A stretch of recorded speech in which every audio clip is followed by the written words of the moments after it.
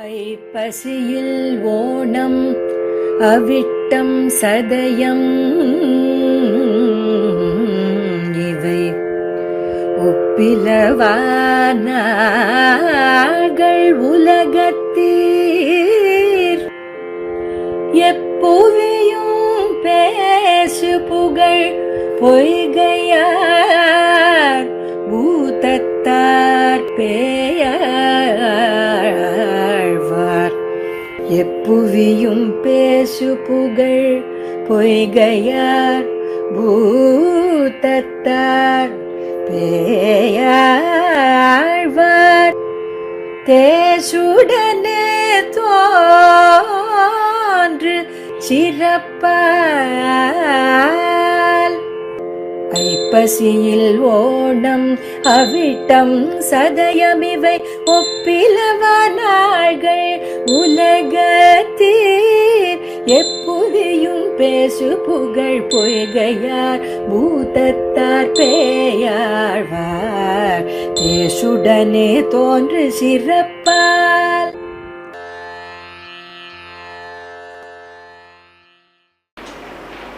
अपगतमतमानैः रन्तिमोपायनिष्ठैः अधिगतपरमार्थैः रक्तकामानपेक्षैः निखिलजनसुहृद्भिः निर्जितक्रोधलोभैः वरवरमुनिभृत्यैरस्तु मे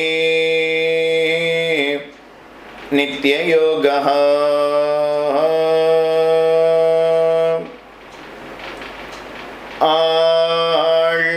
ஆழ்வார்கள் வாழி அருளிச் செயல் வாழி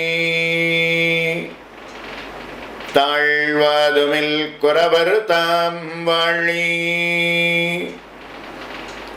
ஏழ்பாறுமுய்ய அவர்கள் உரைத்தவைகள் தாம் வாழி செய்யமறை தன்னுடனே சேர்ந்து.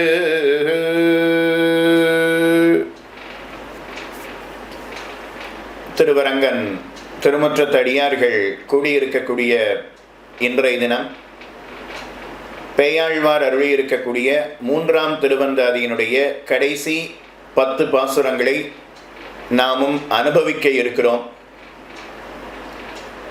ஆழ்வார்களுக்குள்ளே 3ஆவதாக ஐப்பசி மாதம் சதய நட்சத்திரத்திலே திருவவதாரம் செய்தவர் பேயாழ்வார்.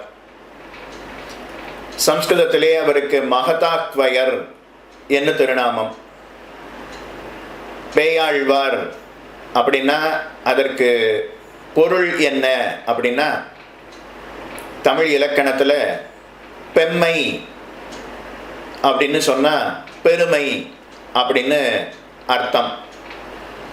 பெம்மை கூட்டல் ஆழ்வார், பெருமையுடைய ஆழ்வார் பேயாழ்வார் என்று மாறி இருக்கிறது.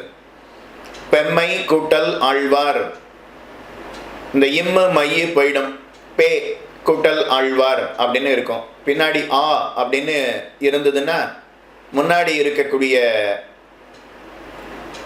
எழுத்து அது குரில்ங்கிறது நெடிலாக மாறிவிடும். அதனால பே அப்படின்னு மாறி ஆழ்வார். இந்த இடத்துல ப ஆ ரெண்டும் சேரும்போது அது ஏ அப்படிங்கிறது வந்துடும் நடுவில். அதனால பேயாழ்வார் அப்படின்னு மாறி இருக்கிறது. பெருமையுடைய ஆழ்வார் பேயாழ்வார். அவர் அருளி இருக்கக்கூடிய 3ஆம் திருவந்தாதி, அதில் 90வது பாசுரம் வரை நீங்கள் அனுபவித்திருக்கிறீர்கள்.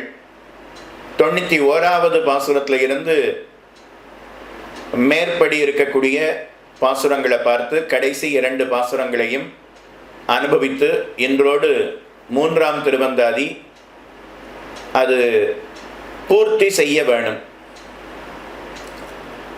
முதல் பாசுரத்தில் தொடங்கும்போது திருக்கண்டேன் அப்படின்னு தொடங்கினார். கடைசி பாசுரத்தில் முடிக்கும்போது திரு அப்படின்னு முடிக்கிறார். திருவில் தொடங்கி திருவில் முடித்த ஒரே ஆழ்வார் பெயாழ்வார். அவருக்கே இருக்கக்கூடிய தனிச்சிறப்பு. பகவானுடைய கையில் இருக்கக்கூடிய வாள், அந்த வாளுக்கு நாந்தகம் என்ன திருநாமம். அந்த நாந்தகத்தினுடைய அம்சமாக அவதரித்தவர் பெயாழ்வார். ஆழ்வார்கள் அப்படின்னா ஆயுதங்கள் அப்படின்னு அர்த்தம். பகவான் கையில் ஏந்தி இருக்கக்கூடிய ஆயுதங்களுடைய அம்சமாகத்தான் ஆழ்வார்கள் அவதாரம் செய்கிறார்கள். பகவான் கையில் இருக்கக்கூடிய பாஞ்சஜன்யத்தினுடைய அம்சமாக பொய்கை ஆழ்வார் அவதரித்தார். பகவான் கையில் இருக்கக்கூடிய கதை, அதனுடைய அம்சமாக உதத்தாழ்வார் அவதாரம் செய்தார். பகவான் கையில் இருக்கக்கூடிய சக்கராயுதத்தினுடைய அம்சமாக திருமழிசை ஆழ்வார் அவதாரம் செய்கிறார். பகவான் கையில் இருக்கக்கூடிய நாந்தகம் வாள், அந்த வாளினுடைய அம்சமாக அவதரித்தவர் பெயாழ்வார். பகவான முதல்ல நேரிலே கண்டவர் அப்படின்னா அது பெயாழ்வாருக்கே இருக்கக்கூடிய தனிச்சிறப்பு. அவர் அருளி இருக்கக்கூடிய 3ஆம் திருவந்தாதி. முதலாழ்வார்கள் மூவர். பொய்கை ஆழ்வார் அருளியது முதல் திருவந்தாதி, புதத்தாழ்வார் அருளியது 2ஆம் திருவந்தாதி, பெயாழ்வார் அருளியது 3ஆம் திருவந்தாதி. இந்த 3 திருவந்தாதிகளில் முதலாழ்வார்கள் என்ன காட்டினார்களோ அதைத்தான் நம்மாழ்வார் தன்னுடைய திருவாய்மொழியினுடைய தொடக்கத்தில் முதல் 3 பதிகங்களினாலே காட்டுகிறார். முதல் திருவந்தாதியில பகவானுக்கு இருக்கக்கூடிய ஏற்றங்கள், சிறப்புகள், பிரம்மத்தினுடைய பெருமைகள் எல்லாவற்றையும் காட்டினார். அத முதல் திருவந்தாதியில பொய்கை ஆழ்வார் காட்டின அர்த்தத்தை நம்மாழ்வார் உயர்வர உயர்நலம் என்கிற பதிகத்திலே காட்டுகிறார். அவன் யாரு அப்படின்னு கேட்க, அவன் நாராயணன் என்பதை 2ஆம் திருவந்தாதியில புதத்தாழ்வார் காட்டினாரே, அந்த அர்த்தத்தை திருவாய்மொழியினுடைய முதல் 10 2வது பதிகத்தில் வீடுமின் முற்றமும் என்கிற பதிகத்தினாலே நம்மாழ்வார் காட்டுகிறார். பெயாழ்வார் 3ஆம் திருவந்தாதியில அவன் ஸ்ரீயப்பதி அப்படின்னு காட்டினார். அவன் திருமால் அப்படின்னு காட்டினார். அந்த அர்த்தத்தை திருவாய்மொழியில முதல் 10 3ஆம் திருவாய்மொழியில நம்மாழ்வார் அருளுகிறார். 10 அடியவர் கெளியவன், பிறர்களுக்கு அரிய வித்தகன், மலர்மகள் விரும்பும் நம் அரும்பெறலடிகள். பெயாழ்வார் என்ன காட்டினாரோ அந்த அர்த்தத்தை திருவாய்மொழியில நம்மாழ்வார் காட்டுகிறார். நம்மாழ்வார் திருவாய்மொழியினுடைய தொடக்கத்துக்கு வித்திட்டவர்களே இந்த முதலாழ்வார்கள் மூவர். அதில் முதல்ல பாடினது பொய்கை ஆழ்வார். ஆனால் பகவானை கண்டது அப்படின்னா அது பெயாழ்வாருக்கே இருக்கக்கூடிய தனிச்சிறப்பு. அவர் அருளி செய்த 3ஆம் திருவந்தாதி. இதற்கு அற்புதமான தனியனை இயற்றியவர் குறுகைக்காவலப்பன். சீராரும் மாட திருக்கோவலூர் அதனுள் காரார் கருமுகிலை காணப்புக்கு ஓரா திருக்கண்டேன் என்னுரைத்த சீரான் கடலே உரைக்கண்டாய் நெஞ்சே உகந்து என்ன திருக்குறுகைக்காவலப்பன் என்பவர் இதற்கு அற்புதமான தனியனை அருளியிருக்கிறார். இந்த 3ஆம் திருவந்தாதிக்கு பெரியவாச்சான் பிள்ளை அற்புதமான வியாக்கியானத்தை காட்டியிருக்கிறார். 4000க்கும் வியாக்கியானம் சாதித்தவர்னா அது பெரியவாச்சான் பிள்ளைக்கே இருக்கக்கூடிய தனிச்சிறப்பு. அதே போல மணவாள மாமனிகளுடைய சீடர்களுக்குள்ளே ஒருவரான அப்பிள்ளை, அவர் இதற்கு ஒரு அற்புதமான வியாக்கியானத்தை அருளியிருக்கிறார். அந்த வியாக்கியான கர்த்தாக்களுடைய திருவடி தாமரைகளுக்கு பல்லாண்டு பாடிக்கொள்வோம். நம்பிள்ளை அவருமே இதற்கு ஒரு வியாக்கியானம் சாதித்திருக்கிறார் என்று பெரியோர்கள் பகருவர்கள். 91வது பாசுரத்தை அற்புதமாக காட்டுகிறார். மண் உண்டு, பேச்சு முலையுண்டு, மாற்றாதாய் வெண்ணெய் விழுங்க வெகுண்டு, ஆய்ச்சி கண்ணி கயிற்றினால் கட்ட தான் கட்டுண்டிருந்தான், வயிற்றினோடு அற்றா மகன். மண்ணுண்டு, பேச்சு முலையுண்டு, மாற்றாதாய் வெண்ணெய் விழுங்க வெகுண்டு, ஆய்ச்சி கண்ணி கயிற்றினால் கட்ட தான் கட்டுண்டிருந்தான், வயிற்றினோடு அற்றா மகன். வயிற்றினோடு ஆற்றா மகன். தன்னுடைய வயிறு கொண்டு ஆறி இருக்காமல் எது கிடைச்சாலும் வயிற்றுக்குள்ள போடுவானா. அப்படி முதல்ல எதை போட்டான் வயிற்றுக்குள்ள அப்படின்னா, மண் உண்டு. இந்த ஜெகத்தை அப்படியே வாரி விழுங்கினான். மலை இருக்கு, பாறை இருக்கு, சமுத்திரம் இருக்கு, அருவி இருக்கு, மரங்கள் இருக்கு, அதுல முள் செடிகளும் இருக்கின்றன. எதையுமே பார்க்காம மொத்த ஜெகத்தையும் அப்படியே வாரி விழுங்கி விட்டான். பசி அடங்கிடுதா அப்படின்னா இல்லை. இன்னும் என்ன பண்ணினா, மண்ணுண்டு, பேச்சு முலையுண்டு, மாற்றாதாய் பேச்சு முலையுண்டு. தாய் கொடுத்த சோறு அது எல்லாரும் சாப்பிடுவோம். ஆனா எதிரி கொடுத்த விஷப்பாலை கண்ணன் பருகினான். பேச்சு முலையுண்டு. கண்ணனை கொல்லணுங்கிறதுக்காக கம்சனால அனுப்பப்பட்டவள் பூத்தனை என்பவள். அவள் தன்னுடைய மார்புல விஷத்தை தடவிக்கொண்டு கண்ணனுக்கு கொடுக்கணும்னு வந்தா. அதுலதான் விஷம் இருக்குன்னு தெரியுமே, அதை ஏன் பருகணும் அப்படின்னா, எதிரி கொடுத்தாலும் பருகிடலாமா அப்படின்னா, யார் எதை கொடுக்கிறான்னு கண்ணன் பார்ப்பதில்லை, தனக்காக கொடுக்கிறாளா அப்படின்னு பார்க்கிறான். அந்த விஷத்தை தடவின்னு வந்தாலே இது வேற யாருக்கும் கிடையாது, இது வேற யாருக்கும் கிடையாது, கண்ணனுக்கு மட்டுமே அப்படிங்கிற எண்ணத்தோட வந்தாளாம். அதனால அவளுடைய பாலை உறிஞ்சக்கூடிய வேகத்துல அவளுடைய உயிரையும் சேர்த்து உறிஞ்சி விட்டான். மண்ணுண்டு, பேச்சு மலையுண்டு, மாற்றாதாய் வெண்ணெய் விழுங்க வெகுண்டு. இன்னும் அவனுக்கு போறல. ஜெகத்து மொத்தத்தையும் சாப்பிட்டாச்சு, பசி அடங்கல.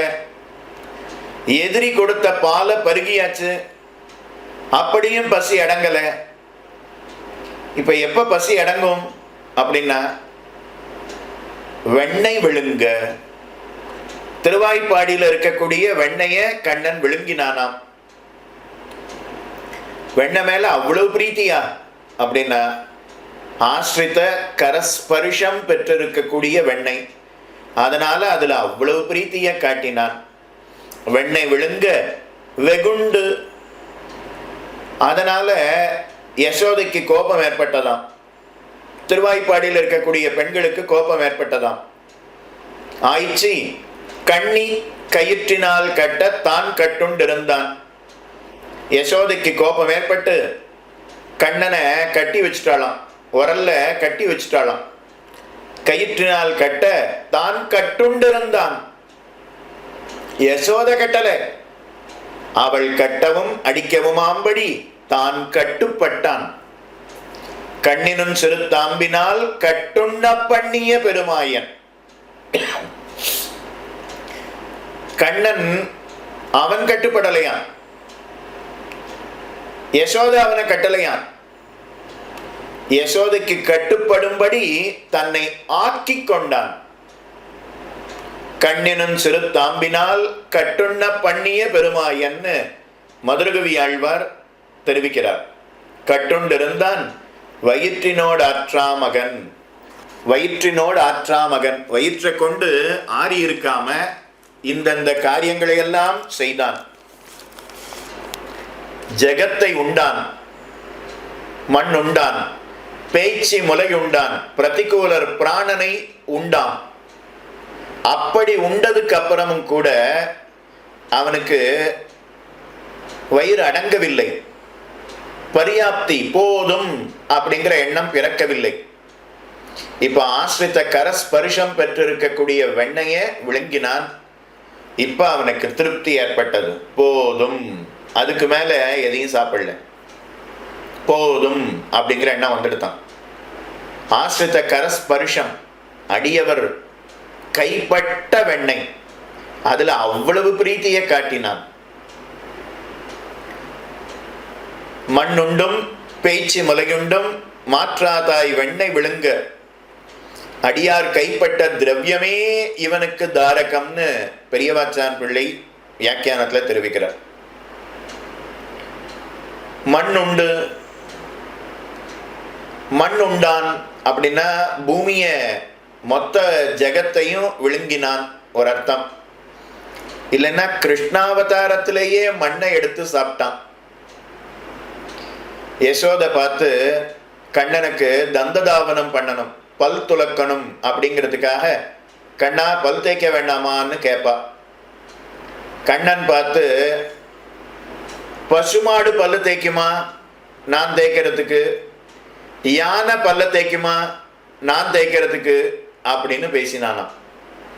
யசோத பார்த்தா, ஓ இப்படியெல்லாம் பேசினா அந்த பிள்ளை பல் துலக்கக்கூடிய எண்ணம் இல்லை அப்படின்னு தெரிஞ்சுண்டு தானே அவனுடைய முகத்தை பிடிச்சு வாயை பிடிச்சு அப்படியே கரகர கரகரன்னு தேய்ச்சி விட்டாளாம். அப்போ மண்ணு சாப்பிட்டியா அப்படின்னு கேட்குறான். திருவாய்ப்பாடியில கண்ணன் விளையாடுவான். திருவாய்ப்பாடியில் இருக்கக்கூடிய இடைப்பெண்கள்லாம் கண்ணனை தங்களுடைய ஒக்கல்ல வைத்து கொண்டு விளையாடுவர்கள். அப்புறம் கீழே விடுறா. கண்ணன் தவழுகிறான். வாசல்ல இருக்கக்கூடிய மண்ணை எடுத்து வாயில போட்டுண்டான். இவா அத்தனை பேரும் பார்த்து ரசிச்சா, சிரிச்சா. பார்த்தமா, ரசிச்சமா, சிரிச்சமான்னு போக வேண்டியதுதானே. நேர யசோதையின் இடத்துல வந்து, ஏண்டி யசோதா, உன் பெண்ணுக்கு, உன் பிள்ளைக்கு நீ சாப்பாடே கொடுக்க மாட்டியா, மண்ணை போய் சாப்பிடுறானே அப்படின்னு சொன்னான்.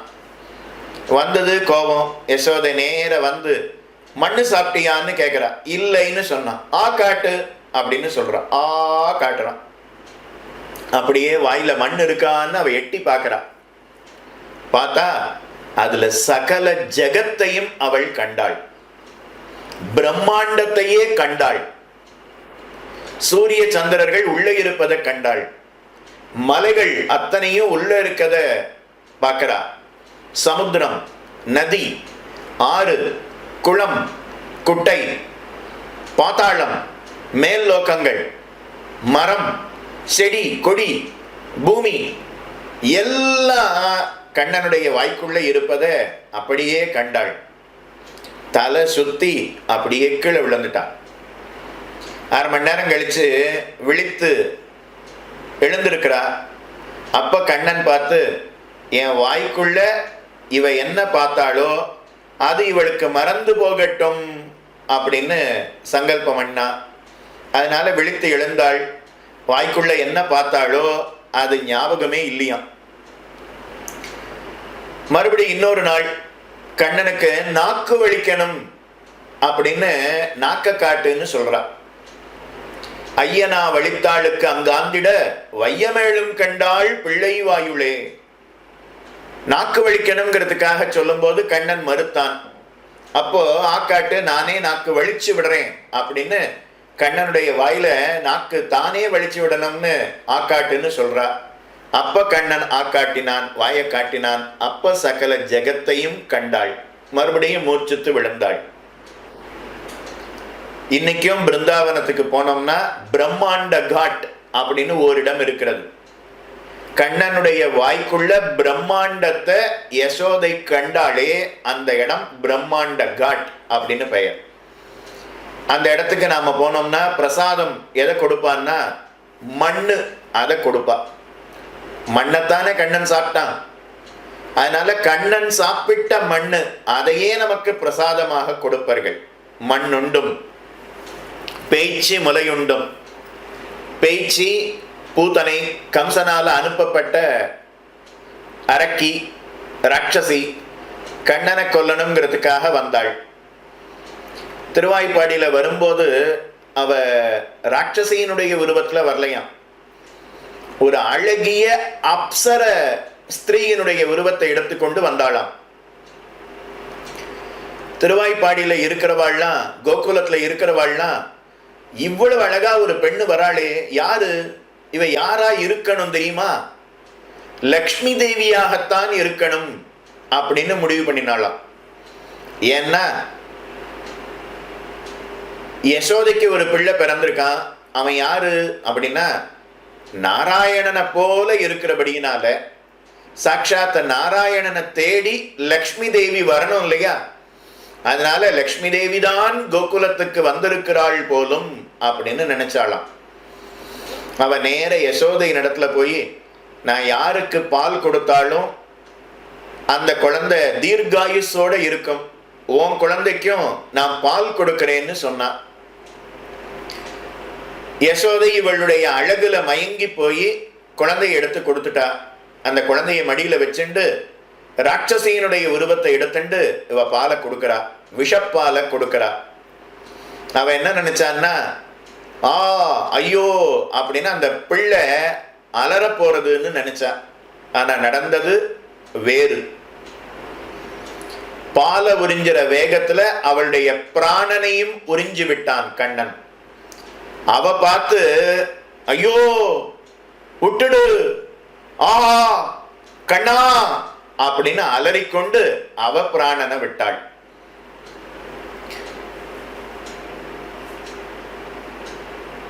கண்ணனுக்கு காது குத்தரா, தோடு போட்டு விடுறா, காது குத்தரா, கடுக்கண் போட்டு விடுறா, சங்க சக்கரம் போட்டு விடுறா.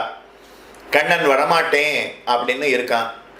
அப்ப யசோதை அழைக்கிறார் போலே பெரியாழ்வார் ஒரு பாசுரத்தை அருளி செய்கிறார். ஒரு பதிகம் முழுக்க கண்ணனை காது குத்துவதற்கு வரணும் அப்படின்னு அழைக்கிறார். நான் மண்ணுண்டேனாக அன்புற்று நோக்கி அடித்தும் பிடித்தும் அனைவருக்கும் காட்டிற்றிலையே, வன்புற்றரவின் பகைக்கொடி வாமன நம்பி உன் காதுகள் தூரும்.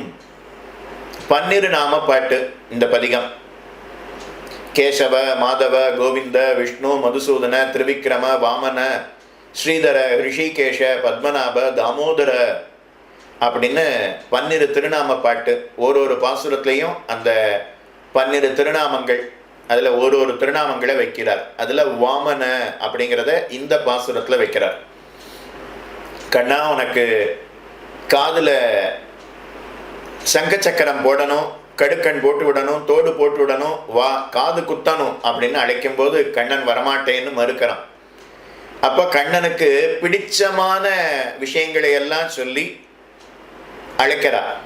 கண்ணனுக்கு பிடித்தமானவற்றை தருவதாக சொல்லி கண்ணனை காது குத்துவதற்கு அழைக்கிறாள் யசோதை.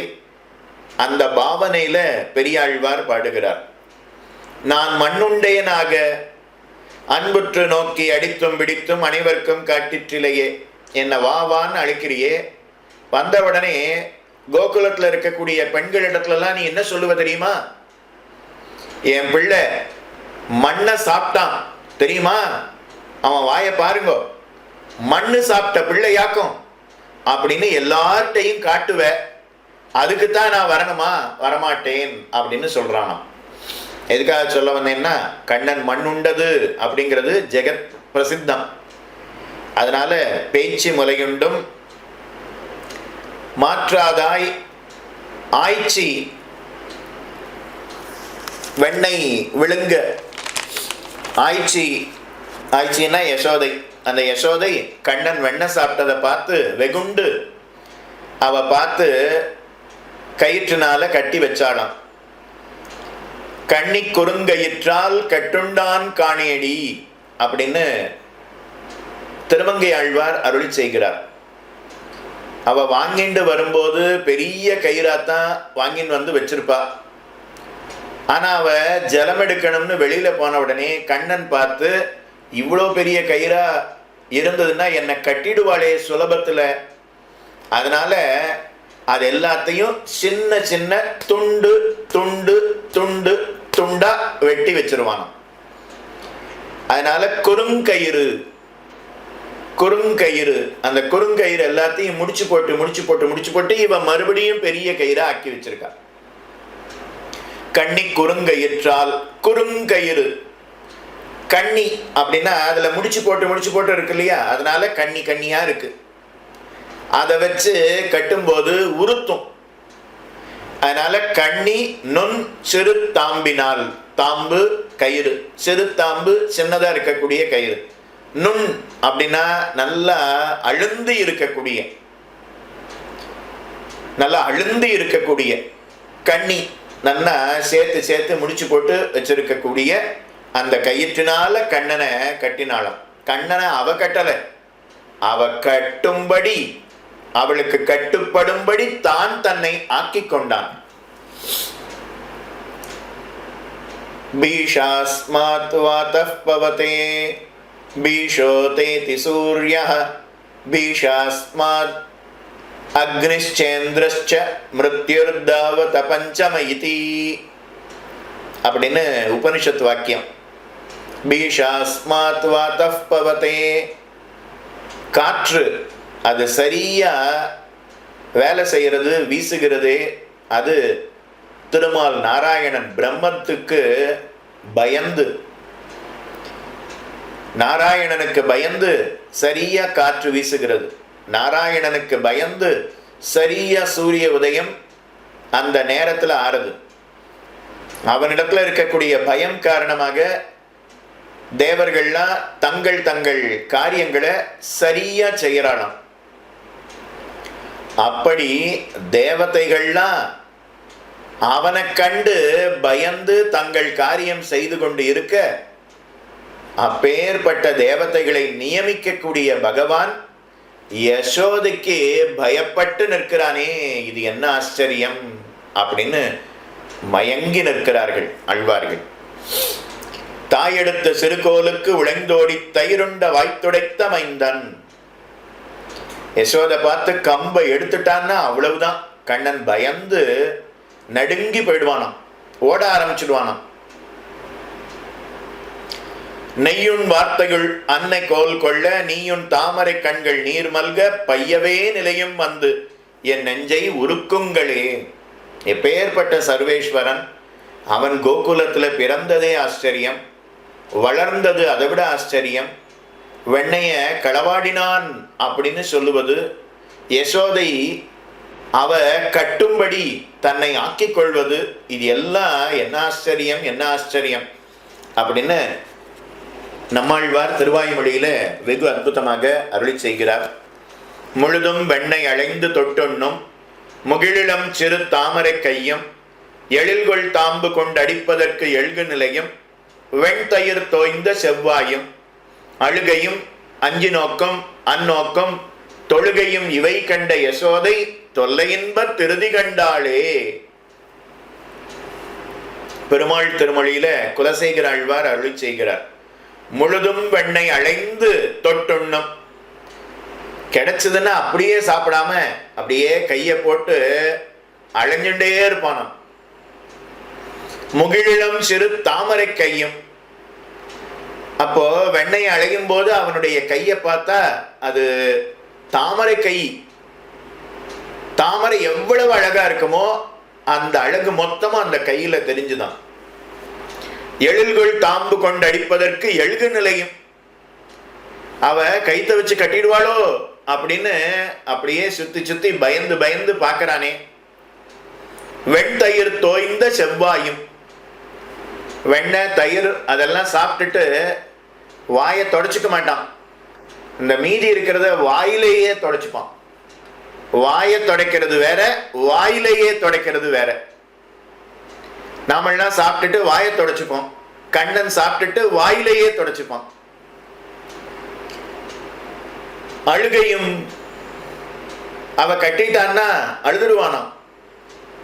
அஞ்சி நோக்கம், பயந்து பயந்து அம்மா என்னை விட்டுடு என்னை விட்டுடு அப்படின்னு சொல்லுவானாம். அஞ்சி நோக்கம் அந்நோக்கம் தொழுகையும் இவை கண்ட யசோதை அப்படியே கையை கூப்பின்னு இருப்பானாம். யசோதை நினைச்சாலாம், ஓ இந்த பிள்ளை பயந்துட்டான் போல இருக்கு அப்படின்னு. ஆனா கண்ணன் அவன் அதுக்கெல்லாம் பயப்படுறவன் கிடையாது. அப்ப கண்லேருந்து ஜலம் வர்றதே எதுக்காக? கையை கூப்பி இருக்கிறானே எதுக்காக அப்படின்னா, திருவாய்ப்பாடியில கண்ணன் அங்க இருக்கக்கூடிய பெண்களை பார்க்கணுங்கிறதுக்காக இரவு பொழுதுல செல்லுவான். ஒரு நாளைக்கு ஒரு 4 பேரை பார்க்கலாம், 5 பேரை பார்க்கலாம். இவ கண்ணனை கட்டுனா இல்லையா, வீட்டுக்குள்ள கட்டி வைக்காம நார்ச்சந்தியில வந்து கட்டி வச்சுட்டாளாம். கண்ணனை நார்ச்சந்தியில கட்டி வச்சிருக்காங்கிறத கோகுலத்துல இருக்கிறவ அத்தனை பேரும் தெரிந்து கொண்டு, கோகுலத்துல இருக்கக்கூடிய பெண்கள் அத்தனை பேரும் அங்க வந்து கண்ணனை பார்த்தாளாம். நான் பெண்களை பார்க்கணும்னு போனா திருவாய்ப்பாடியில் இருக்கக்கூடிய அத்தனை பேரையும் பார்க்கறதுக்கு 1 மாசம் ஆகும். ஆனா நல்ல வேளை நீ கட்டி என்னை வெளியில கொண்டு வந்து நிறுத்தினியா, 1 மாசம் நான் எத்தனை பெண்களை பார்ப்பேனோ அவர்கள் அத்தனை பேரையும் இன்னைக்கு ஒரே நாள்ல பார்க்கக்கூடிய பாக்கியம் உன்னால கிடைச்சதே தாயே, உனக்கு நன்றின்னு கையை கூப்பிடானாம். அதனால ஆனந்தத்துல ஜலம் கண்ணுல இருந்து வர்றதாம். தொழுகையும் இவை கண்ட யசோதை தொல்லையின்ப திருதி கண்டாளே என்ன அருளி செய்கிறார்.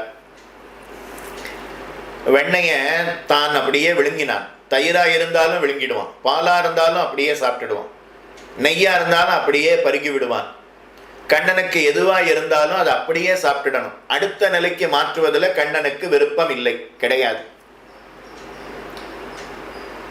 பிள்ளை உரங்காவில்லிதாசர் ராமானுஜருடைய சீடர்கள்ல ஒருவர் பிள்ளை உரங்காவில்லிதாசர். அவர் பார்த்து கண்ணனுடைய வயிற்ற வண்ணானுக்கு இட்டானோ அப்படின்னு சொல்லுவாராம். வண்ணானுடைய சால் அதுல எல்லாத்தையும் போட்டுடுவா. வேட்டியா இருந்தா அதுலயும் போட்டுடுவா, புடவையா இருந்தா அதிலே போட்டுடுவா. அதுல என்ன வஸ்திரம் இருக்கோ எல்லாத்தையும் அதுல போட்டு மொத்தமா அதை தூக்கிட்டு போவான். அதுக்கப்புறம் அதுல சாறு ஏற்றுவான். அதனால வண்ணானுடைய சால் அப்படின்னு பெயர். கண்ணனுடைய வயிற்ற வண்ணானுக்கு இட்டானோ அப்படின்னு தெரிவிக்கிறார். அப்படி கண்ணனுடைய நவநீத சௌரியத்தை இப்பாசுரத்தினால அருளி செய்தார். 91வது பாசுரம். மண்ணுண்டு பேச்சு முலையுண்டு மாற்றாதாய் வெண்ணை விழுங்க வெகுண்டு ஆய்ச்சி கண்ணி கயிற்றினால் கட்டத்தான் கட்டுண்டிருந்தான் வயிற்றினோடு ஆற்றா மகன் என்று காட்டினார். அடுத்து 92வது பாசுரம். மகனொருவர் கல்லாத மாமேனி மாயன் மகனாம் அவன் மகன் தன் காதல் மகனை சிறை செய்த வாணன் தோள் செற்றான் கடலே நிறை செய்தன் நெஞ்சே நினை. மகனொருவர் கல்லாத மாமேனி மாயன் மகனாம் அவன் மகன் தன் காதல் மகனை சிறை செய்த வாணன் தோள் செற்றான் கடலே நிறை செய்தன் நெஞ்சே நினை. பகவான் அவன் ஒருவருக்கு பிறந்திருக்கிறானே, இது என்ன ஆச்சரியம். நாமெல்லாம் ஒருத்தருடைய வயிற்றுல பிறந்திருக்கிறோம்னா அது கர்மம் காரணமாக பிறந்திருக்கிறோம். இப்ப பகவானும் அவதாரம் பண்ணியிருக்கானே, பிறந்திருக்கானே,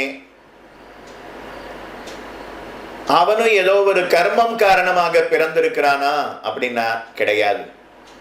அவன் தன்னுடைய இச்சையினாலே அவதரித்திருக்கிறான். பகுனிமே வெதீதானி ஜன்மானி தவச்சார்ஜுன நான்யகம் வேத சர்வாணி நத்வம் வேத்த பரந்தப அஜோபி சன்னு அவ்யயாத்மா பூதானாம் ஈஸ்வரோபி சன்னு பிரகிருதிம் ஸ்வாம் அதிஷ்டாய சம்பவாமி ஆத்மமாயையா. சம்பவாமி ஆத்மமாயையா, என்னுடைய இச்சையினால நான் பிறக்கிறேன்னு கண்ணன் தெரிவிக்கிறான். நாமெல்லாம் அப்படி கிடையாது. இன்னாருக்கு பிள்ளையா பிறக்கணும்னு நினைச்சா அவருக்கு பிள்ளையா பிறக்க முடியுமான்னா முடியாது. இன்ன தேசத்துல பிறக்கணும்னு நினைச்சா அந்த தேசத்துல நம்மால பிறக்க முடியுமான்னா முடியாது. நாம் செய்திருக்கக்கூடிய கர்மம் காரணமாகத்தான் நமக்கு பிறப்பு அப்படிங்கிறது உண்டாகிறது. ஆனா பகவான் பார்த்து அயோத்தியில தசரதனுடைய மைந்தனாக அவதரிக்க போகிறேன் அப்படின்னு நினைத்தான், சங்கல்பம் பண்ணினான். அப்படியே ராமனாக அவதாரம் செய்தான். வசுதேவருக்கும் தேவகிக்கும் 8வது பிள்ளையாக அவதரிக்க போகிறேன்னு சொன்னா மதுராவுல கம்சனுடைய சிறைச்சாலையில அதே போல வாசுதேவ கிருஷ்ணனாக அவதாரம் செய்தான். அதனால நம்முடைய பிறப்பு போல அவனுடைய பிறப்புங்கிறது கிடையாது. அதனால மகனொருவர்க்கல்லாத மாமேனி மாயன், ஒருத்தருக்கு பிள்ளையாக பிறப்பது அப்படிங்கிற தாழ்ச்சி கிடையாது. ஆனா அந்த தாழ்ச்சியையே தான் விரும்பி ஏற்றுக்கொண்டானே. மகனொருவர்க்கல்லாத மாமேனி மாயன், கர்மமடியாக ஒருவனுக்கு பிள்ளையாக பிறவாதவன் அவன் இப்ப பிள்ளையா பிறந்திருக்கானே, இது என்ன ஆச்சரியம்! பகவான பிள்ளைன்னு சொல்ல முடியுமா அப்படின்னா, பகவான் தான் உலகத்துல இருக்கக்கூடிய எல்லாருக்கும் தகப்பனாக இருக்கக்கூடியவன். தொம் மாதா சர்வலோகானாம் தேவதேவோ ஹரிப்பிதா அப்படின்னு உபனிஷத்து தெரிவிக்கிறது. பகவான் நமக்கு எல்லா விதமான உறவு முறையாக இருக்கக்கூடியவன். மாதா பிதா பிராதா நிவாசா சரணம் சுகிருத்து கதிகி நாராயணா அப்படின்னு உபனிஷத்து தெரிவிக்கிறது. அத்தனை பேருக்கும் தந்தையாக இருக்கக்கூடியவன் அவன் ஒருவனுடைய பிள்ளையாக பிறந்தானே, இது என்ன ஆச்சரியம்! பிதா புத்திரேன பித்ருமான் யோனி யோனவ். பிதா, பிதான்னா தந்தை, ஜகத்துக்கே தகப்பன் போல இருப்பவர். தகப்பன் போல இருப்பவர் இல்ல, தகப்பனாரே. ஜகத்துக்கே சர்வலோக பிதாவான பகவான் புத்திரேன பிள்ளையாக அவதரித்திருக்கிறானே, இது என்ன ஆச்சரியம்! மகனாம், அவனைத்தான் மகன் அப்படின்னு சொல்ல முடியும். நாமெல்லாம் தாயார் தகப்பனாருக்கு மகனாக பிறந்திருக்கிறோம். ஆனா உண்மையிலேயே நம்ம மகன் அப்படின்னு அவ ஒத்துப்பாளா அப்படின்னா, இந்த ஜென்மத்துல பிள்ளையா பிறந்ததே போதும், இன்னும் அடுத்த ஜென்மம்னு இருந்ததுன்னா கண்டிப்பா இந்த பிள்ளை நம்ம வயிற்றுல வந்து பிறந்துடவே கூடாதுன்னு நினைப்பா. ஆனா ராமனையோ கண்ணனையோ அப்படி அவர்கள் நினைக்கவில்லை. நின்னையே மகனாக பெறப்பெறுவேன், ஏழ் பிறப்பும் நெடுந்தோள் வேந்தே அப்படின்னு தசரதன் அருளுகிறார். நின்னையே மகனாக பெறப்பெறுவேன். வயிற்றுல பிறந்தா மட்டும் பிள்ளை ஆயிட போறது இல்லை. தாயார் தகப்பனார் வார்த்தையை கேட்டு யார் நடக்கிறானோ அவன்தான் பிள்ளை. தாயார் தகப்பனாருடைய வார்த்தையை கேட்டு அதன்படி யார் வாழ்கிறானோ அவன்தான் பிள்ளை. தகப்பனார் பார்த்து ராமனை காட்டுக்கு அனுப்பினார். ராமன் காடு ஏகினான். 14 வருடங்கள் கானகத்தில் இருந்தான் ராமன். அந்த ராமன மகன் அப்படின்னு சொல்லலாம். தாயார் தகப்பனார் பார்த்து கண்ணன் அவதாரம் பண்ணின உடனே 4 தோள்களோடு அவதாரம் பண்ணினான். அவ பிரார்த்திக்கிறா, உபசம்ஹர விஸ்வாத்மன் ரூபமே தச்சதுர்புஜம். கண்ணா, உன்னுடைய 4 தோளை மறைத்துக் கொள்வாய். நீ இந்த 4 தோள்களோடு இருந்தா தன்னை கொல்ல வந்து பிறந்திருக்கக்கூடிய பிள்ளை அப்படின்னு உன்னை கம்சன் அறிந்து கொள்வான். அதனால உனக்கு ஆபத்து வந்துவிடும். அதனால உன்னுடைய தோள்களை மறைத்துக் கொள்ளுவாயின்னு வேண்டினார்கள். அப்படியே செய்கிறேன்னு தாயார் தகப்பனார் சொன்ன உடனே அப்படியே கேட்டு 2 தோள்களை மறைத்து கொண்டான். சங்க சக்கரங்களை மறைத்து கொண்டு 4 தோள்களோட அவதரித்த கண்ணன் 2 தோள்களை மறைத்து கொண்டு 2 தோள்களோட நம்மை போல உலகத்தில் இருக்கக்கூடிய சாமானிய குழந்தைய போல தன்னை மாற்றிக்கொண்டான். கண்ணன் வேணும்னா சொல்லியிருக்கலாம், அதெல்லாம் பயப்பட வேண்டாம் தாய் தந்தையரே, கம்சனால எனக்கு ஒன்னும் ஆகாது, 1000 கம்சனை நான் ஜெயித்து விடுவேன் அப்படின்னு சொல்லி அவர்களை சமாதானப்படுத்தியிருக்கலாம், கன்வின்ஸ் பண்ணியிருக்கலாம். ஆனா கண்ணன் அப்படி செய்யாம அவர்கள் வார்த்தையை அப்படியே கேட்டானே. இவர்கள் வார்த்தையை கேட்கணுங்கிறதுக்காகத்தானே இவர்களுடைய பிள்ளையாக பிறந்திருக்கிறோம்னு தாயார் தகப்பனார் வார்த்தையை கேட்டான். யசோத கையால கட்டுப்படணுங்கிறதுக்காகத்தானே யசோத பிள்ளையாக வந்து சேர்ந்திருக்கிறோம். அதனால கட்டுப்பட்டான். அதனால ராமனை பிள்ளைன்னு சொல்லலாம், கண்ணனை பிள்ளைன்னு சொல்லலாம், மகனாம். இன்னும் சொல்ல போனா ராமனாவது தாயார் தகப்பனார் வார்த்தையை கேட்டு கானகத்திற்கு செல்லும் பொழுது அவனுடைய வயது எத்தனைன்னா 25. ஆனா பிறந்து 25 நிமிஷத்துக்குள்ள தாயார் தகப்பனார் வார்த்தையை கேட்டவன் கண்ணன். யாருக்கு ஏற்றம்? ராமனை காட்டிலும் ஒரு படி எல்லா விதத்திலேயும் கண்ணனுக்குத்தான் ஏற்றம். அதனால மகனாம், அவன் மகன்.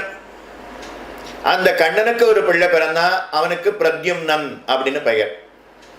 அவன் மகன் தன் காதல் மகனை.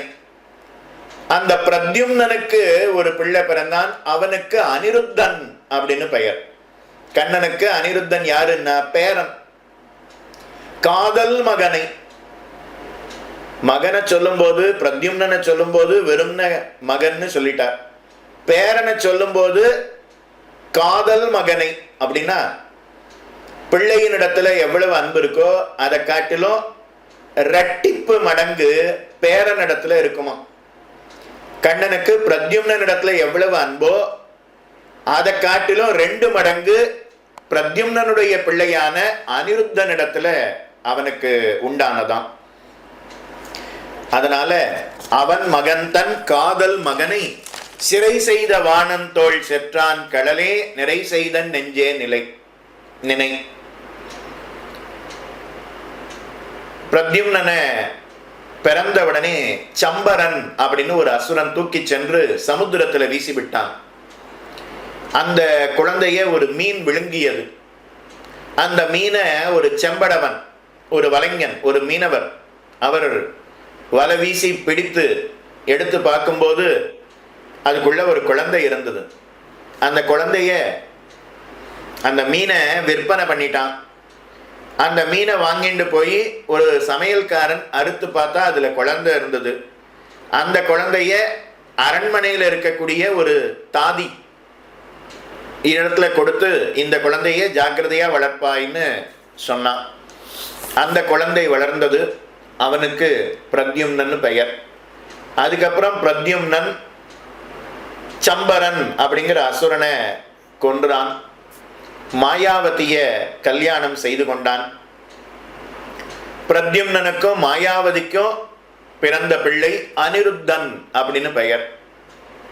அதே சமயத்துல பாணாசுரன் அப்படின்னு ஒருவன். இந்த பாணாசுரனுக்கு ஒரு பெண் இருந்தா அவளுக்கு உஷை அப்படின்னு பெயர். பாணாசுரனுக்கு ஒரு மந்திரி இருந்தான், அவனுக்கு கும்பாண்டன் அப்படின்னு பெயர். அந்த கும்பாண்டனுக்கு ஒரு பெண் இருந்தா அவளுக்கு சித்திரலேகா அப்படின்னு பெயர். ரொம்ப நல்ல சித்திரங்களை எல்லாம் வரைவலாம். மந்திரியினுடைய பெண்ணுக்கும் ராஜாவினுடைய பெண்ணுக்கும் தோழமை ஏற்பட்டது, நட்பு ஏற்பட்டது.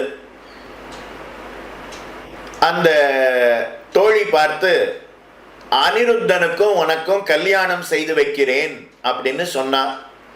அனிருத்தன் துவாரகையில ராத்திரி படுத்து கட்டில்ல படுத்து தூங்கிக் கொண்டு இருந்தான். அப்படி தூங்கின்னு இருக்கக்கூடிய சமயத்துல யாருக்கும் தெரியாம அவனை தூக்கிண்டு வந்து அனிருத்தனோட கல்யாணம் செய்து வைத்தாள் சித்திரலேகா. அனிருத்தனுக்கும் உஷைக்கும் கல்யாணம் ஆகி சில நாட்கள் கழித்து அந்தப்புறத்துல இருக்கக்கூடிய வாயில் காப்பவன் நேர பாணாசுரன் இடத்துல போய் உன் பெண்ணுக்கு கல்யாணமான மாதிரி தெரியறது அப்படின்னு சொன்னான். பாணாசுரன் உள்ள வந்து பார்த்தான். அனிருத்தனை கொல்லணும்னு நினைச்சான். அதுக்கப்புறம் நாகாஸ்திரத்தினால அனிருத்தனை கட்டுப்படுத்தினான். அனிருத்தனை சிறையில அடைத்து வைத்தான். உஷை அவ பார்த்து தகப்பனார் இடத்துல அனிருத்தன் எந்த விதத்திலேயும் காரணம் கிடையாது, நான் தான் காரணம், நான் தான் அவரை விரும்பினேன், என்னுடைய தோழியை தூக்கிண்டு வந்து கல்யாணம் பண்ணி வைக்கணும்னு சொன்னேன். அதனால செய்த தவற்றுக்கெல்லாம் நானும் காரணம் இல்லை, நான் தான் காரணம். அதனால என்னையும் அவரோட சேர்த்து சிறையில் வைத்து விடுங்கள் அப்படின்னு சொல்ல, அனிருத்தன் எந்த சிறையில் இருக்கிறானோ அங்கேயே தன்னுடைய பெண்ணையும் சிறையில் அடைத்து வைத்தான்.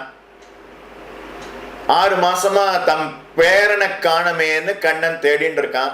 நாரதர் பார்த்து பாணாசுரனுடைய சிறையில இருக்கிறான் அப்படின்னு சொன்ன உடனே பாணாசுரனுடைய பட்டணத்தை நோக்கி கண்ணன் படையெடுத்தான். கண்ணனுக்கும் பாணாசுரனுக்கும் சண்டை ஏற்பட்டது. அவனுக்கு 1000 கைகள். கண்ணன் தன்னுடைய சக்கராயுதத்தினால அவனுடைய கைகள் எல்லாவற்றையும் அறுத்தான். அவனை கொல்லணும்னு போனான். அப்போ ருத்ரமூர்த்தி கண்ணனிடத்துல வந்து, கண்ணா, இந்த பாணாசுரன் என்னுடைய பக்தன், எனக்காக அவனை கொல்லாம விடணும் அப்படின்னு வேண்டினார். அதனால 2 கைகளை மட்டும் அறுக்காம கொல்லாம பாணாசுரனை விட்டானாம் கண்ணன். எதுக்காக கொல்லாம விட்டான் அப்படின்னா இன்னொரு காரணம். முதல் காரணம் ருத்ரமூர்த்தி வேண்டினார்னு பார்த்தோம். இன்னொரு காரணம் என்னன்னா, இப்பதான் பேரனுக்கு கல்யாணம் ஆகி மாட்டு பொண்ண வீட்டுக்கு அழைத்து கொண்டு செல்ல போகிறோம். வரும்போதே தகப்பனார் போயிட்டாரே, கண்ணன் கொன்று விட்டானே அப்படிங்கிற ஒரு வருத்தத்தோட வரலாமா? அது கூடாதுங்கிறதுக்காக கொல்லாமல் விட்டானாம். அடுத்து இன்னொரு காரணம் என்ன அப்படின்னா, பிரகல்லாதனுடைய பிள்ளை விரோச்சனன், விரோச்சனனுடைய பிள்ளை மகாபலி, அந்த மகாபலியினுடைய பிள்ளை தான் பாணாசுரன். பிரகல்லாதனுக்கு சிங்கப்பெருமாள் ஒரு வரம் கொடுத்திருக்கிறார். என்னன்னா, நீ பார்க்கும் போதே உன்னுடைய தகப்பனார நான் கொன்றேன், அப்பவும் என்னிடத்துல உனக்கு பக்தி மாறாம இருந்ததே. அதனால உன்னுடைய தலைமுறையில யாரு எவ்வளவு துஷ்டத்தனம் செய்தாலும், 7 தலைமுறைக்கு யாரு எவ்வளவு துஷ்டத்தனம் செய்தாலும் அவர்களை நான் கொல்ல மாட்டேன் அப்படின்னு வரம் கொடுத்திருக்கிறான் கண்ணன், சிங்கப்பெருமான். அதனால பிரகல்லாதனுடைய பிள்ளை விரோச்சனன், அவனுடைய பிள்ளை மகாபலி, அவனுடைய பிள்ளை பாணாசுரன், 3வது தலைமுறை. அதனால 7 தலைமுறைக்கு யாரு எத்தனை குற்றம் பண்ணினாலும் கொல்ல மாட்டேன்னு சொன்னான் இல்லையா? அதனால கண்ணன் இவனை சக்கராயுதத்தினால கொல்லாமல் விட்டான். 2 கைகளை மட்டும் விட்டான். இன்னொரு காரணம் என்ன அப்படின்னா, என்னைக்காவது ஒரு நாள் ருத்ரமூர்த்தியை பார்த்து உன்னால நான் கெட்டேன் அப்படின்னு சொல்லுவானாம். ருத்ரமூர்த்தி தான் இவனுக்கு வரத்தை கொடுத்தார். இவனுக்கு 1000 கைகளையும் கொடுத்தது ருத்ரமூர்த்தி. அதனால ருத்ரமூர்த்தி எனக்கு படைத்தளபதியாக இருக்கிறார் அப்படிங்கிற எண்ணத்துல தான் நான் கண்ணனை எதிர்த்து சண்டைக்கு போனேன். கடைசியில இப்படி ஆயிடுத்தே அப்படின்னு அவன் சொல்லுவானாம். ருத்ரமூர்த்தி பார்த்து, பாணாசுரா, நீ எப்பேற்பட்ட பலசாலி, நீ இருக்கிற எண்ணத்துல தான் உனக்காக நானும் கண்ணன் இடத்துல வந்தேன், கடைசியில இப்படி ஆயிடுத்தே அப்படின்னு சொல்லுவாளாம். உம்மால நான் கேட்டேன், என்னால நீ கேட்டாய் அப்படின்னு சொல்லி 2 பேரும் ஒருத்தர் காதுல கையை வச்சு பிடிச்சுண்டு தோப்பு கரணம் போடுறதுக்கு 2 கை வேண்டாமா, அதுக்காக வச்சாருன்னு வேடிக்கையாக பெரியவாச்சான் பிள்ளை காட்டுகிறார். மகனொருவர் கல்லாத மாமேனி மாயன், மகனாம் அவன் மகன் தன் காதல் மகனை சிறை செய்த வாணன் தோள் செற்றான் களலே நிறை செய்தன் நெஞ்சே நினை. இப்படி மகன் ஒருவர் கல்லாதவன் அஜாயமானஹா பகுதா விஜாயத்தேன்னு அவனை சாஸ்திரம் தெரிவிக்கிறது. என்னென்ன யோனியமாய் பிறந்தாய் அப்படின்னு ஆழ்வார்கள் காட்டுகிறார்கள். அப்படிப்பட்ட எம்பெருமான் மகனாக அவதரித்தான். அவனுக்கு ஒரு பிள்ளை பிறந்தான் பிரத்யும்னன். அந்த பிரத்யும்னனுக்கு ஒரு பிள்ளை பிறந்தான் அனிருத்தன். கண்ணன் அந்த அனிருத்தனான தன்னுடைய பேரனிடத்துல அதீத அன்பு பூண்டு இருந்தான். அப்படிப்பட்ட அனிருத்தனை சிறையில அடைத்த வாணன்னா பாணாசுரன். அந்த பாணாசுரனை பங்கம் பண்ணின கண்ணனுடைய திருவடியை எப்பொழுதும் சிந்திப்பாய் என்று தன்னுடைய நெஞ்சுக்கு உபதேசம் செய்கிறார் ஆழ்வார். அடுத்து 93வது பாசுரம். 2 பாசுரத்துக்கே அவகாசமாயிருக்கு. இனிமே மேல இருக்கக்கூடிய பாசுரங்களை சுருக்கமா பார்த்து கடைசி 2 பாசுரங்களை சற்று நிதானமாக நாமும் அனுபவிப்போம். நினைத்துலகில் ஆறு தெளிவார் நீண்ட திருமால் அனைத்துலகம் உள்ளொடுக்கி ஆள் மேல் கனைத்துளவு வெள்ளத்தோர் பிள்ளையாய் மெல்லத் துயின்றானை உள்ளத்தேவை நெஞ்சே உய்த்து. நினைத்துலகில் ஆறு தெளிவார், உன்னுடைய ஏற்றங்களை யார் தெளிவா அறிந்து கொள்ள முடியும்?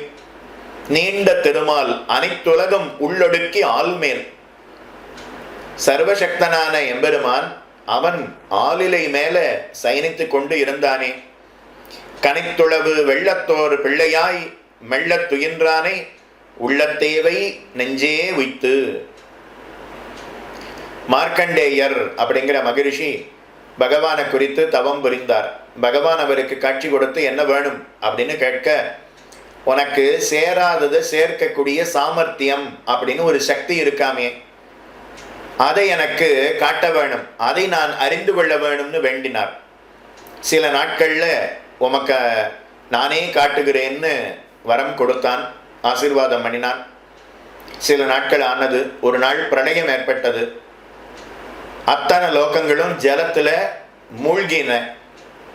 பூர்லோகம், புவர்லோகம், சுவர்லோகம், மகர்லோகம், ஜனலோகம், தபலோகம், சத்தியலோகம், அத்தள வித்தள சுத்தள மகாதள தராதள ரசாதள பாத்தாள லோகங்கள் அத்தனையும் ஜலத்துல மூழ்கியது.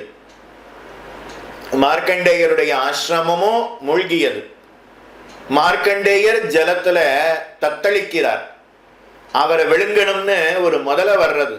அந்த முதலையின் இடத்துல இருந்து தன்னை காப்பாற்றி கொள்வதற்காக அவர் நீச்சல் அடிச்சு அந்த பக்கம் போறார். அங்கிருந்து இங்கு வருகிறார், இங்கிருந்து அங்கு செல்லுகிறார். இப்படியே 1000 வருடங்கள் ஜலத்துல அவர் சுத்தி சுத்தி சுத்தி சுத்தி அவர் தன்னை காப்பாற்றி கொண்டு இருக்கிறார். 1000 வருஷம் ஒருத்தரால ஜலத்துல இருக்க முடியுமா? 1000 வருஷம் ஒருத்தரால நீச்சல் அடிச்சு கொண்டே இருக்க முடியுமா? அது மகரிஷிகளுக்கே இருக்கக்கூடிய சாமர்த்தியம். அப்ப தூரத்துல ஒரு ஆலமரம் தெரிந்தது. அந்த ஆலமரத்துக்கு அருகில வருகிறார். வந்த ஆலமரம் மறைஞ்சிடுத்து ஆலம் தளிர் இலை தெரிந்தது. அந்த இலைக்கு அருகில வருகிறார். பார்த்தா அதுல ஒரு குழந்தை படுத்துட்டு இருக்கு. தன்னுடைய இடது காலை எடுத்து அப்படியே வாயில வச்சு சப்பின்னு இருக்கு. பக்கத்துல வந்தார். இந்த ஆலமரம் எப்படி வந்தது? ஜலத்துலதான் அத்தனை லோகமும் மூழ்கி போச்சே, ஆலமரம் எப்படி வந்தது? பக்கத்துல வந்தா ஆலமரம் மறைஞ்சு போச்சு, இலை ஜலத்துல தத்தளிக்கிறதே, அது மிதக்கிறதே, அதுல ஒரு குழந்தை படுத்துன்னு இருக்கே, இது என்ன ஆச்சரியம்? குழந்தை படுத்துன்னு இருந்தா அந்த ஆலம் தளிர் அந்த குழந்தையை எப்படி தாங்கி கொள்ள முடியும்? அது ஜலத்துல மூழ்கி போய்விடாம அது எப்படி மிதக்கிறது? ஆச்சரியமா பார்க்கிறார். அப்படியே அந்த குழந்தை மூச்சு காற்றை உள்ள இழுக்கிறது. அதனுடைய மூக்கு வழியா உள்ள போயிட்டார். வயிற்றுல பார்க்கிறார். பார்த்தா சகல புவனங்களையும் கண்டார். சூரியனை கண்டார், சந்திரனை கண்டார், மலைகளை கண்டார், அருவிகளை எல்லாம் கண்டார், சமுத்திரத்தை கண்டார், இமாச்சல பர்வதத்தை கண்டார், அதுல மார்க்கண்டேயருடைய ஆசிரமத்தையும் கண்டார். அத்தனை லோகங்களும் வயிற்றுக்குள்ள இருப்பதை கண்டார். ஆச்சரியப்படுறார். வெளியில அத்தனை லோகங்களும் ஜலத்துல மூழ்கியதுன்னா அப்ப உள்ள அத்தனை லோகங்களும் இருக்கிறதே. உள்ள இருக்கிறது உண்மைன்னா அப்ப வெளியில ஜலத்துல மூழ்கினது அதை நான் நேர்ல பார்த்தனே. அப்ப வெளியில எப்படி இருக்க முடியும்? வெளியில இருக்கிறது உண்மைன்னா உள்ள இருக்க கூடாதே. ஆனா உள்ள இதோ நான் கண்டு கொண்டு இருக்கிறேனே, இது என்ன ஆச்சரியம்? யோசிக்கிறார். மறுபடியும் அந்த குழந்தை மூச்சை இழுத்து வெளியில விடுறது. வெளியில வந்து விழுந்தார். ஜலம் மறைஞ்சு போச்சு, ஆலம் தளிர் மறைஞ்சு போச்சு, குழந்தை மறைந்து போனது. அவருடைய ஆசிரமம் அது வாசல்ல அவர் நிற்பதை அறிந்து கொண்டார். அவருக்கு ஒண்ணுமே புரியல, தலை சுத்தி போச்சு, எதுவுமே புரியலையே, என்ன நடந்ததுன்னு யோசிக்கிறார்.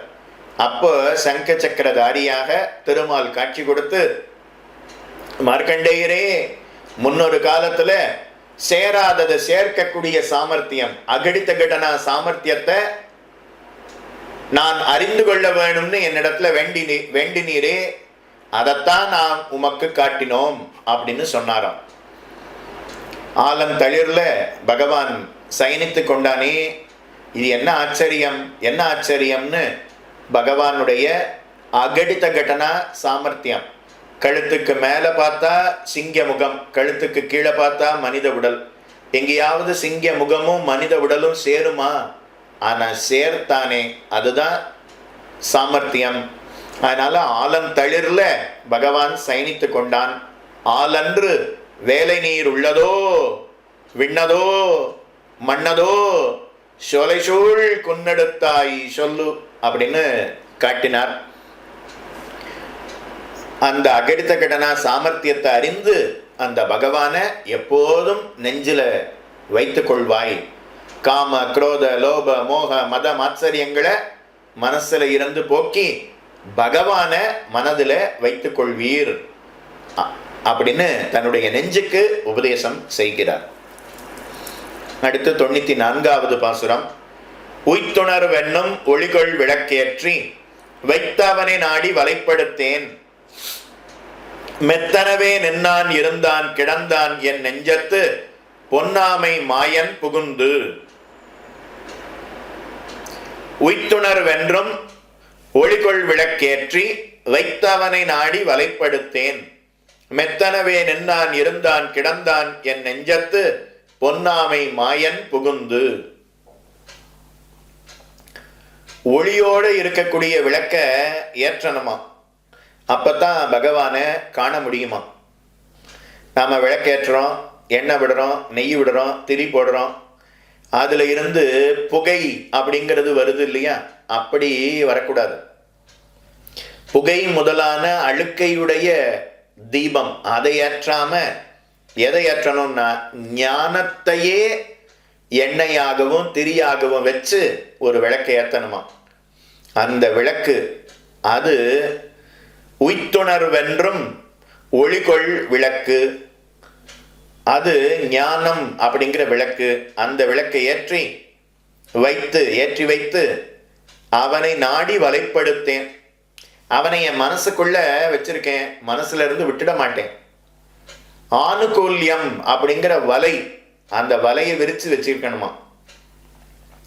பகவானிடத்துல அவன் என்ன சொல்றானோ அதை அப்படியே கேட்கிறேன், அதை அப்படியே செய்யறேன் அப்படிங்கிற எண்ணம் அந்த இருந்தா போதும், பகவான் வந்து விடுவானா. அப்படி வந்து விட்டான், வலைப்படுத்தேன். மெத்தனவே நின்னான் இருந்தான் கிடந்தான் என் நெஞ்சத்து பொன்னாமை மாயன் புகுந்து. பகவான் இப்போ என் நெஞ்சத்துல அவன் நின்றான். அதுக்கப்புறம் நான் சொன்னது எல்லாத்தையும் கேட்டு என்னுடைய ஆனுகூல்யத்தை அறிந்து கொண்டு இன்னும் கொஞ்ச நேரம் இருப்போம் அப்படின்னு என் மனசுல அமர்ந்து கொண்டான். அப்புறம் என்னிடத்துல இருக்கக்கூடிய ஆனுகூல்யத்தை பார்த்து தலையாட்டுறேனே, பகவான் என்ன சொன்னாலும் கேட்கிறேன் அப்படின்னு தலையாட்டுறேன் இல்லையா, அதை பார்த்து இங்கேயே இருந்து விடுவோம் அப்படின்னு படுத்து கொண்டானாம். மெத்தனவே நின்னான் இருந்தான் கிடந்தான் என் நெஞ்சத்து பொன்னாமை மாயன் புகுந்து. என்னுடைய மனசுக்குள்ளேயே பகவான் தங்கிவிட்டானாம். இனிமே வைகுண்டம் வேண்டாம், பேயாழ்வாருடைய மனசுதான் எனக்கு வைகுண்டம். இனிமே திருவேங்கடத்துல நிற்கிறோமே, நின்ற திருக்கோலத்தோட காட்சி கொடுக்கிறோமே, அந்த திருவேங்கடம் வேண்டாம். இனிமே பேயாழ்வாருடைய மனசிலேயே நின்ற திருக்கோலத்தோட காட்சி தரப்போகிறோம். இனிமே திருப்பார்கடல் வேண்டாம், பேயாழ்வாருடைய மனசிலேயே நாம காட்சி தரப்போகிறோம், படுத்துக்கொள்ள போகிறோம்னு முடிவு பண்ணினான். பேயாழ்வார் பார்த்து, என் மனசுக்குள்ள வர்றதுக்கு இந்த திருவேங்கடமும் இந்த திருப்பார்கடலும் இந்த வைகுந்தமும் தானே காரணம், அதனால அதை நீ விட்டு விடாதே அப்படின்னு சொன்ன உடனே, சரி உமக்காக அங்கேயும் காட்சி தரேன் அப்படின்னு சொன்னான். அங்கேயும் காட்சி தரேன் அப்படின்னு அது பேருக்கு வச்சுட்டு இருக்கிறது மொத்தமும் பெயாழ்வாருடைய மனசுலையும். அப்ப பெயாழ்வாருக்கு எவ்வளவு ஏற்றம் இருக்கணும். அடுத்து 95வது பாசுரம். புகுந்திலங்கும் அந்தி பொழுதத்து அரியாய் இகழ்ந்த இரணியனதாகம் சுகிர்ந்தெங்கும் சிந்த பிளந்த திருமால் திருவடியே வந்தித்தன் நெஞ்சமே வாழ்த்து. புகுந்திலங்கும் அந்தி பொழுதத்து அரியாய் இரணி எனதாகம் இகழ்ந்த இரணி எனதாகம். சிங்க பெருமாளாக அவதாரம் செய்தான், ஹிரண்யன வதம் பண்ணினான். அந்த சரித்திரத்தை எடுத்து காட்டி அந்த சிங்கப்பிரான் திருவடிய வாயார வாழ்த்தி வணங்கு என் நெஞ்சமே, அவனை வாயார வாழ்த்தி வணங்குவாய் என்று தன்னுடைய நெஞ்சத்துக்கு உபதேசம் செய்கிறார் பெயாழ்வார். சாயங்கால பொழுதுல சிங்க பெருமாள் அவதாரம் பண்ணினான். அவன் கேட்ட வரம் அப்படி, பகல்லையும் கூடாது இரவுலேயும் கூடாதுன்னு வரம் வேண்டினான். அதனால பகலும் இரவும் சேரக்கூடிய சாயங்கால பொழுதுல பகவான் அவதாரம் பண்ணினான். அரியாய் சிங்க பெருமாளாய் மனிதனாலேயும் கூடாது விலங்காலேயும் கூடாதுன்னு வேண்டினான். அதனால மனிதனுடைய உடலையும் சிங்கத்தினுடைய முகத்தையும் எடுத்துக்கொண்டான். சுகிர்ந்தெங்கும் உயிருள்ள ஆயுதத்தாலேயும் கூடாது உயிரற்ற ஆயுதத்தாலேயும் கூடாதுன்னு வேண்டினான். உயிருள்ள பொருளாலேயோ உயிரற்ற பொருளாலேயோ கூடாதுன்னு வேண்டினான். அதனால நகத்தினால கிழித்தார். நகத்துக்கு உயிர் உண்டு, நம்ம விரல்ல இருக்கிறது வரைக்கும் வளரும். நகத்துக்கு உயிர் கிடையாது, எப்ப வெட்டி போட்டுட்டோமோ அதுக்கப்புறம் அது வளராது. அதனால தன்னுடைய நகத்தால கிழித்தான். சிந்த பிளந்த திருமால் திருவடியே வந்தித்தன் நெஞ்சமே வாழ்த்து. அந்த சிங்கப்பிரானுடைய திருவடிய வாயார வாழ்த்தி வணங்குவாய் என்ன 95வது பாசுரத்தினால காட்டினார். அடுத்து 96வது பாசுரம். வாழ்த்திய வாயராய் வானோர் மணிமகுடம் தாழ்த்தி வணங்க தழும்பாமே கேழ்த்த அடித்தாமரை மலர்மேல் மங்கை மணாளன் அடித்தாமரையாம் மலர். வாழ்த்திய வாயராய் வானோர் மணிமகுடம் தாழ்த்தி வணங்க. நித்தியசூரிகள் அவர்கள்லாம் பகவானுடைய திருவடிய வணங்குவர்களாம். அவ தலையில கிரீடம் இருக்கும். அந்த கிரீடத்தோட அப்படியே வணங்கும் போது அந்த கிரீடம் அது பகவானுடைய திருவடியில பட்டு பகவானுடைய திருவடியில அது பட்டு பட்டு பட்டு பட்டு அதுவே ஒரு தழும்பா தெரியுமா. அதனால தழும்பாமே வாழ்த்திய வாயராய். அவ எப்போதும் பகவானுக்கு பல்லாண்டு பாடிக்கொண்டே இருப்பார்கள். பல்லாண்டு பல்லாண்டு பல்லாயிரத்தாண்டு பல கோடி 100,000 மல்லாண்ட தின்தோள் மணிவண்ணா உன் சேவடி செவ்வி திருக்காப்பு. பெரியாழ்வார் அருள் செய்தாரே, அதே போல அங்க இருக்கக்கூடியவர்கள்லாம் நித்தியசூரிகள்லாம் பல்லாண்டு பாடிக்கொண்டிருப்பார்களாம், ஸ்தோத்திரம் பண்ணிண்டே இருப்பாளாம். விபன்யவஹ அப்படின்னு உபனிஷத்து தெரிவிக்கிறது. விபன்யவஹ அப்படின்னா ஸ்தோத்திரம்னு அர்த்தம். ஜிதந்தே புண்டரீகாக்ஷ நமஸ்தே விஸ்வபாவன நமஸ்தேஸ்து ரிஷிகேஷ மகாபுருஷ பூர்வஜ. ஜிதந்தே ஜிதந்தே அப்படின்னு ஸ்தோத்திரம் பண்ணுவாளாம். போற்றி அப்படின்னு சொல்லுவாளாம், நமஹ அப்படின்னு சொல்லுவாளாம். இதுதான் ஸ்தோத்திரமா. அதனால வாழ்த்திய வாயராய் வானோர் மணிமகுடம் தாழ்த்தி வணங்க தழும்பாமே. அவர்கள் முடி உரசுவதனால ஒரு தழும்பு உண்டாகி விடுமா. அந்த தழும்பு அது உண்டாகி விடுமோ, அது உண்டாகல. ஆனா அப்படி உண்டாகி விட்டதே ஆனால் என்ன செய்வது அப்படின்னு வயிறு பிடிக்கிறார். அவனுக்கு வலிக்குமே, அவனுடைய கால் செவந்து போயிடுமே, அவனுடைய திருவடி கன்னி போய்விடுமே, அதுல அது உறுத்துமே அப்படின்னு அந்த சௌகுமாரியத்தை அனுசந்தித்து அவ்வளவு மென்மையான திருவடி அப்படின்னு அந்த திருவடிக்கு ஒரு குறையும் வந்து விடக்கூடாதுன்னு பல்லாண்டு பாடுகிறார் பெயாழ்வார். அடித்தாமரை மலர்மேல் மங்கை மணாளன்.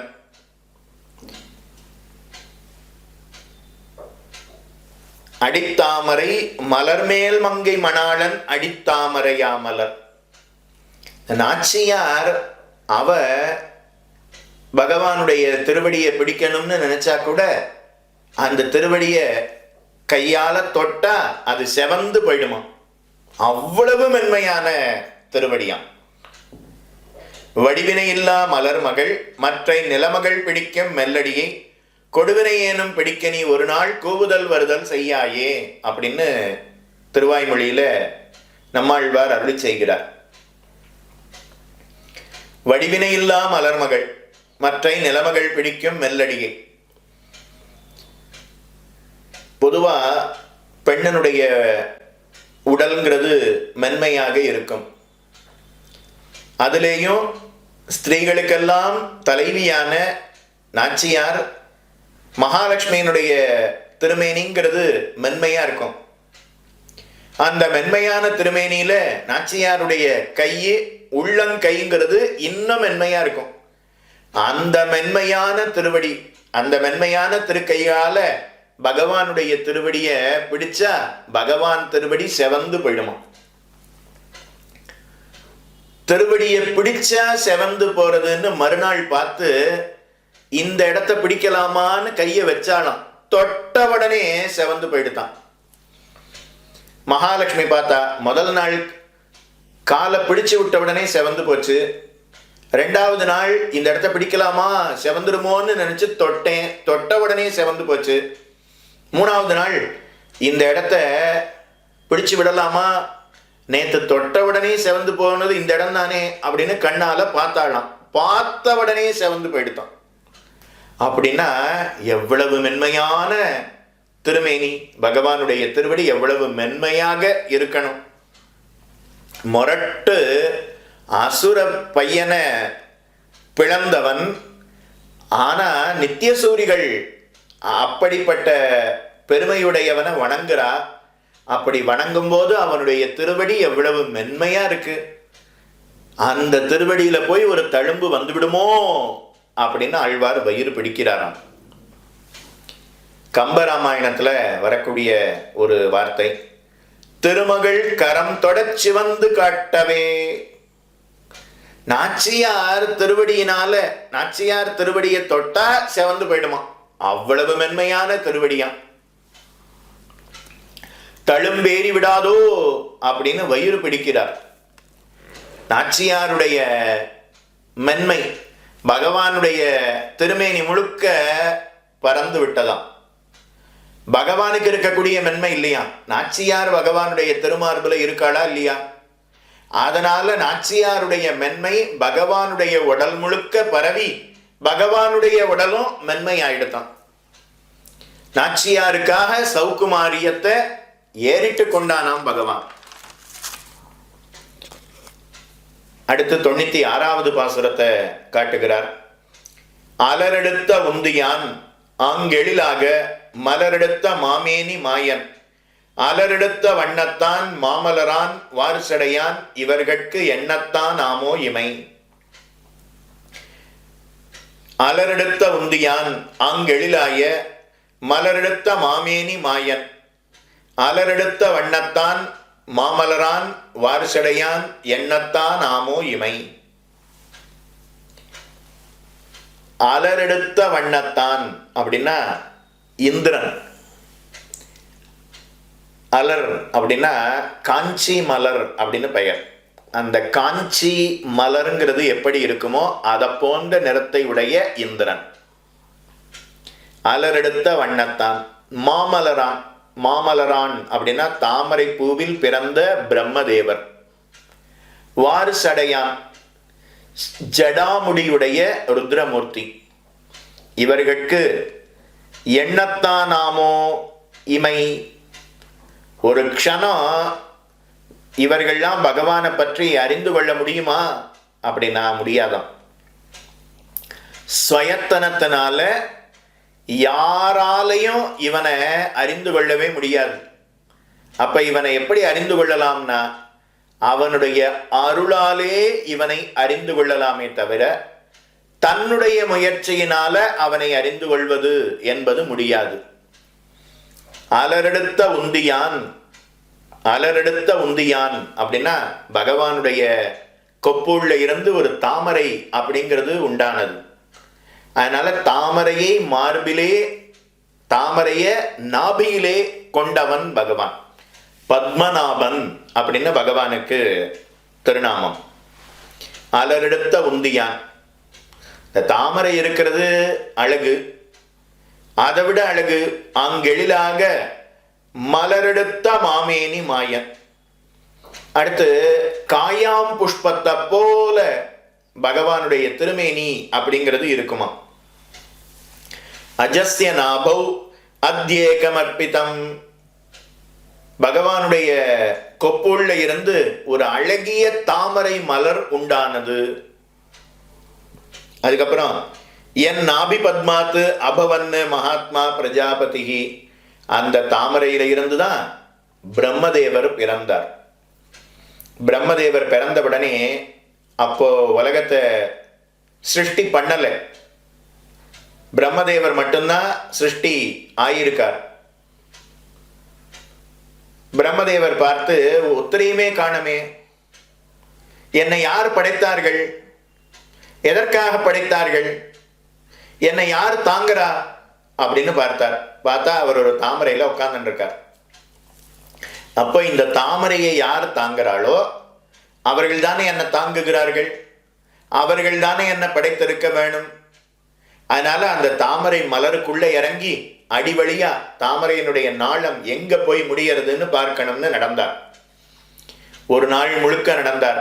10 நாள் ஆச்சு, 1 மாசம் ஆச்சு, 100 நாள் ஆச்சு, 1 வருஷம் நடந்தார், 10 வருஷம் நடந்தார். 100 வருடங்கள் தாமரையினுடைய நாளத்துக்குள்ள சென்று கொண்டிருக்கிறார். அந்த தாமரையினுடைய நாளம் நீண்டு கொண்டே செல்லுகிறது. பிரம்மதேவர் பார்த்து இனிமே நம்மால நடக்க முடியாது, இன்னும் மாத்தி எவ்வளவு தூரம் நடக்கிறோமோ அவ்வளவு தூரம் திரும்பி வரணும், வேண்டாம் போயிடுவோம், இதோட போயிடுவோம் அப்படின்னு திரும்பி வந்து மறுபடியும் தாமரை மேல அமர்ந்து கொண்டு யோ பிரம்மானம் விதுதாதி பூர்வம் யோவை வேதாம்ஸ்ச பிரகணோதி தஸ்மை தம்ஹதேவம் ஆத்மபுத்தி பிரசாதம் முமுக்ஷுர்வை சரணமகம் பிரபத்யே. என்னை யார் படைத்தாரோ, என்னை யார் தாங்குகிறாரோ அவருடைய திருவடிகளில் சரணாகதி செய்கிறேன், அவர் எனக்கு காட்சி கொடுக்க வேணும் அப்படின்னு வேண்டினார். அடுத்த க்ஷணம் சங்க சக்கரதாரியாக பகவான் காட்சி கொடுத்தான். அவனுடைய கொப்புள்ள இருந்து ஒரு தாமரை, அந்த தாமரையில தான் தான் உட்கார்ந்து இருப்பதை பிரம்மதேவர் கண்டார். ஓ, இவ்வளவு பக்கத்துல இருக்கக்கூடிய இந்த தாமரையை என்னால 100 வருஷம் நடந்து சென்றேன், வேகமாக நடந்து சென்றேன், ஓடி சென்றேன், என்னால அறிந்து கொள்ள முடியவில்லையே. ஆனா 5 நிமிஷத்துல அவனுடைய திருவடிகளில் சரணாகதி செய்கிறேன்னு சொன்ன உடனே எனக்கு சங்க சக்கரதாரி காட்சி கொடுத்தானே, இது என்ன ஆச்சரியம். இதை முதல்ல செஞ்சிருக்கலாம் இல்லையா பிரம்மதேவர்.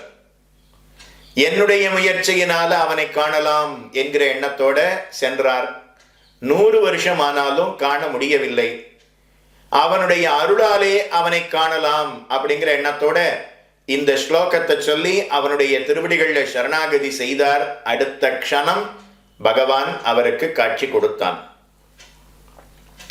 தன்னுடைய முயற்சியினால அவனை அறிந்து கொள்ள முடியாது என்பதை அறிந்து அவனுடைய அருளால மட்டுமே அவனை அறிந்து கொள்ள முடியும்னு தெரிந்து கொண்டாராம். மாமலராள் வார்சடையான் இவர்களுக்கு எண்ணத்தான் ஆமோ இமை. இமஞ்சோள் மலையும் இருவிசும்பும் காற்றும் அமஞ்சோள் தரவிளங்கித் தோன்னும் நமஞ்சோள் நரகத்து நம்மை நணுகாமல் காப்பான் துரகத்தை வாய்ப்பிழந்தான் தொட்டு என்ன அருளி செய்கிறார். இமஞ்சோள் மலையும் இருவிசும்பும் காற்றும் அமஞ்சோள் தரவிளங்கித் தோன்னும் நமஞ்சோள் நரகத்து நம்மை நணுகாமல் காப்பான் துரகத்தை வாய்ப்பிழந்தான் தொட்டு. இமஞ்சோள் மலையும் பனியால சூழப்பட்ட ஹிமாச்சல பர்வதம், இருவிசும்பும் இருவிசும்புன்னா ஆகாசம், காற்று, காற்றுன்னா வாயு. இது எல்லாவற்றையும் பருமனாலேயும் உயர்த்தினாலேயும் வேகத்தினாலேயும் கீழ்ப்படுத்தி வியாபித்து வந்திருக்கிறானாம் கேசி அப்படிங்கிற ஒரு அசுரன். மலை அளவுக்கு உயர்ந்து இருந்தானாம், பருமனா இருந்தானாம். ஆகாசத்தளவுக்கு உயர்ந்து இருந்தானா கேசவன், அதாவது கேசிங்கிற அசுரன். காற்று எவ்வளவு வேகமா செல்லுமோ அவ்வளவு வேகமா இந்த கேசி அப்படிங்கிற அசுரன் வந்தான். அப்படிப்பட்ட அசுரனை அமஞ்சூழ் தரவிளங்கி தோன்னும் அப்படிப்பட்ட அசுரனை பகவான் கிருஷ்ணனாக அவதாரம் பண்ணினான். கண்ணுக்கு இலக்காகும்படி கண்ணனாக அவதாரம் செய்தான். பகவான நம்முடைய கண்ணால, மாம்ச கண்களால காண முடியுமான்னா காண முடியாது. பகவத்கீதை 10வது அத்தியாயத்துல கண்ணன் அர்ஜுனனுக்கு திவ்யம் ததாமி தே சக்ஷுஹு அப்படின்னு கொடுக்கிறான். 10வது அத்தியாயம் விபூதி விஸ்தர யோகம். அதுக்கப்புறம் 11வது அத்தியாயம் விஸ்வரூப அத்தியாயம். இந்த விஸ்வரூப அத்தியாயத்துல விஸ்வரூபத்தை அர்ஜுனன் பார்க்கணும், ஆனா இந்த மாம்ச கண்ணால பார்க்க முடியாது, உனக்கு திவ்யமான ஒரு சக்ஷுச தருகிறேன்னு கொடுத்தான். ஆனா கிருஷ்ணாவதாரம் பண்ணும்போது நம்முடைய மாம்ச கண்களுக்கும் விஷயமாகும்படி கண்ணன் அவதாரம் பண்ணினானே. கட்கிலி உன்னை காணுமாறு அருளாயின்னு நம்மாழ்வார் தெரிவிக்கிறார். கட்கிலி கண்ணால காண முடியாதவன், ஆனா கிருஷ்ணனா அவதாரம் பண்ணானே. சகல மனுஜ நயன விஷயதாங்கதா அப்படின்னு குறத்தாழ்வான் அருளி செய்கிறார். நமஞ்சோள் நரகத்து நம்மை நணுகாமல் காப்பான், துரகத்தை வாய்ப்பிழந்தான் தொட்டு. கேசி அப்படிங்கிற அசுரன், கம்சனால அனுப்பப்பட்ட அசுர ராட்சசர்கள், அவர்கள கடைசியா வந்தவன் கேசி. குதிரையினுடைய உருவத்தை எடுத்துக்கொண்டு கண்ணனை கொல்லணும்னு வந்தான். கண்ணன் அந்த அசுரனோடு சண்டையிட்டான். அந்த குதிரையினுடைய வாயை அப்படியே பிளந்தான். அதனால கேசியை கொன்றான். அதனால கண்ணனுக்கு கேசவன் அப்படிங்கிற திருநாமம் ஏற்பட்டது. கேசி ஹந்தா கேசவஹா. கேசிங்கிற அசுரனை கொன்றபடியினால கண்ணனுக்கு கேசவன் அப்படின்னு பெயர் ஏற்பட்டது. நமஞ்சூழ் நரகத்து நம்மை நணுகாமல் காப்பான். அந்த கேசவன் அவன் யமனால ஆளப்படக்கூடிய நரகத்துக்குள்ள நாம விழாதபடி அவன் ரட்சிக்கிறான். கேசவன் அப்படின்னு ஒரு தடவை சொன்னா நம்முடைய பாபமத்தனையும் விலகிவிடுமா. கெடுமிடர் ஆயவெல்லாம் கேசவா என்ன, நாளும் கொடுவினை செய்யும் கூற்றின் தமர்களும் குறுககில்லார். விடமுடை அரவில் பள்ளி விரும்பினான் சுரும்பலற்றும் தடமுடை வயல் அனந்த புறநகர் புகுதுமின்னே. திருவனந்தபுரத்தில் இருக்கக்கூடிய அனந்த பத்மநாப சுவாமியை குறித்து நம்மாழ்வார் அருளி செய்த பாசுரம். கெடுமிடர் ஆயவெல்லாம் கேசவா என்ன. ஒரே ஒரு தடவை கேசவான்னு சொன்னா நம்ம பாப்பமெல்லாம் விலகி விடுமா. பாப்பம் போயிடுத்துன்னா யமதர்மராஜனுடைய பட்டணத்துக்குள்ள நாம செல்ல தேவை கிடையாது. யமதர்மராஜன் அவன் சாயங்காலம் அப்படியே தன்னுடைய பட்டணத்தை பார்க்கணும்னு வருவான். அப்ப கண்ணுல பட்டவாளை எல்லாம் சவுக்கால அடிப்பானாம். ஏற்கனவே அவ தண்டனை அனுபவித்துக் கொண்டிருக்கிறார்களே, இப்ப எதுக்காக யமதர்மராஜன் சவுக்கால அவர்களை அடிக்கணும்? இது எக்ஸ்ட்ராவாம். இது ஏன் யமதர்மராஜன் பார்த்து கேட்பானாம். நரகே பஷ்யமானம் து யமேன பரிபாஷிதா கிம் த்வயா நாச்சிதோ தேவஹ கேசவஹ க்லேசநாசனஹ. வாழ்க்கையில ஒரே ஒரு தடவை கேசவா அப்படின்னு சொல்லியிருந்தா இந்த யம பட்டணத்துக்கு நீ வந்திருக்கவே வேண்டாமே. உன் வாழ்க்கையில ஒரு நாள் கூட, ஒரு வேளை கூட, ஒரு வார்த்தை சொல்றதுக்கு உன்னால முடியலையா அப்படின்னு கேட்டு கோபம் ஏற்பட்டு சவுக்கால அடிப்பானா யமதர்மராஜன். அந்த யமதர்மராஜனுடைய சவுக்கால அடிப்படாம நமபுரத்துக்குள்ள நணுகாமல் நம்மை காப்பவன் கேசவன். இதே அர்த்தத்தை 3ஆம் திருவந்தாதி 47வது பாசுரத்திலையும் காட்டியிருக்கிறார். அன்று துரகவாய் கீண்ட துழாய் முடியாய் நங்கள் நரகவாய் கீண்டாயும் நீ என்ன அருளினார். அடுத்து 99வது பாசுரம் சாற்றுமறை பாசுரம். கடைசி 2 பாசுரங்களை சாற்றுமறை செய்வதுங்கிறது வழக்கம். அதனால 99, 100வது பாசுரங்களை நாமும் அனுபவிப்போம். தொட்ட படை எட்டும் தோலாத வெண்ணியான் அட்ட புயகரத்தான் அஞ்ஞான்னு குட்டத்து கோள் முதலை துஞ்ச குறித்தெறிந்த சக்கரத்தான் தாழ்முதலே நங்கட்கு சார்பு. தொட்ட படை எட்டும் தோலாத வெண்ணியான் அட்ட புயகரத்தான் அஞ்ஞான்னு குட்டத்து கோள் முதலை துஞ்ச குறித்தெறிந்த சக்கரத்தான் தாழ்முதலே நங்கட்கு சார்பு. தொட்ட படை எட்டும். பகவானிடத்துல 8 ஆயுதங்கள் இருக்கான். எதெல்லாம்? வாளி, வாளினா அம்பு. அதுக்கப்புறம் சிலை, சிலைனா வில், சாருங்கம். அடுத்து 3வது தண்டு, தண்டு அப்படின்னா கதை, கௌமோதகி. அடுத்து சங்கம், பாஞ்சஜன்யம். அடுத்து 5வது வாள், நாந்தகம். அடுத்து 6வது ஆழி, ஆழினா சக்கராயுதம், சுதர்சன சக்கரம். 7 கேடயம். 8வது தாமரை புஷ்பம். இந்த 8 ஆயுதத்தோட காஞ்சிபுரத்துல அட்டபுயகரம் அப்படிங்கிற ஒரு திவ்யதேசத்துல பகவான் காட்சி தருகிறான். செம்பொன் இலங்கு வலங்கை வாழி தென்சிலை தண்டொடு சங்கம் உள்வாள் உம்பர் இருசுடர் ஆழியோடு கேடகம் ஒன்மலர் பற்றியற்றே அட்டபுயகரத்தேன் என்னாரே என்ன திருமங்கை ஆழ்வார் அட்டபுயகரம் அப்படிங்கிற திவ்யதேச எம்பெருமான குறித்து 10 பாசுரங்களை அருளி இருக்கிறார். அதுல 8 கரங்கள்ல 8 ஆயுதங்களோட காட்சி தருகிறானாம். அம்பு, வில்லு, கதை, சங்கம், வாள், சக்கரம், கேடயம், தாமரை 8 ஆயுதங்களோட காட்சி தருகிறானாம். தொட்ட படை எட்டும். இந்த 8 ஆயுதங்கள் அதை கஷ்டப்பட்டுலாம் பிரயோகம் பண்ண வேண்டாம், தொட்டு விட்டா போதும். தோலாத வெண்ணியா, அது இதுவரைக்கும் எதிரிகளை குறி வச்சு தாக்கி அழித்து விட்டுத்தான் திரும்பி வரும்.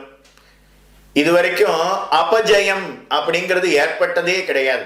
சென்றா வெற்றி, வெற்றி, வெற்றி.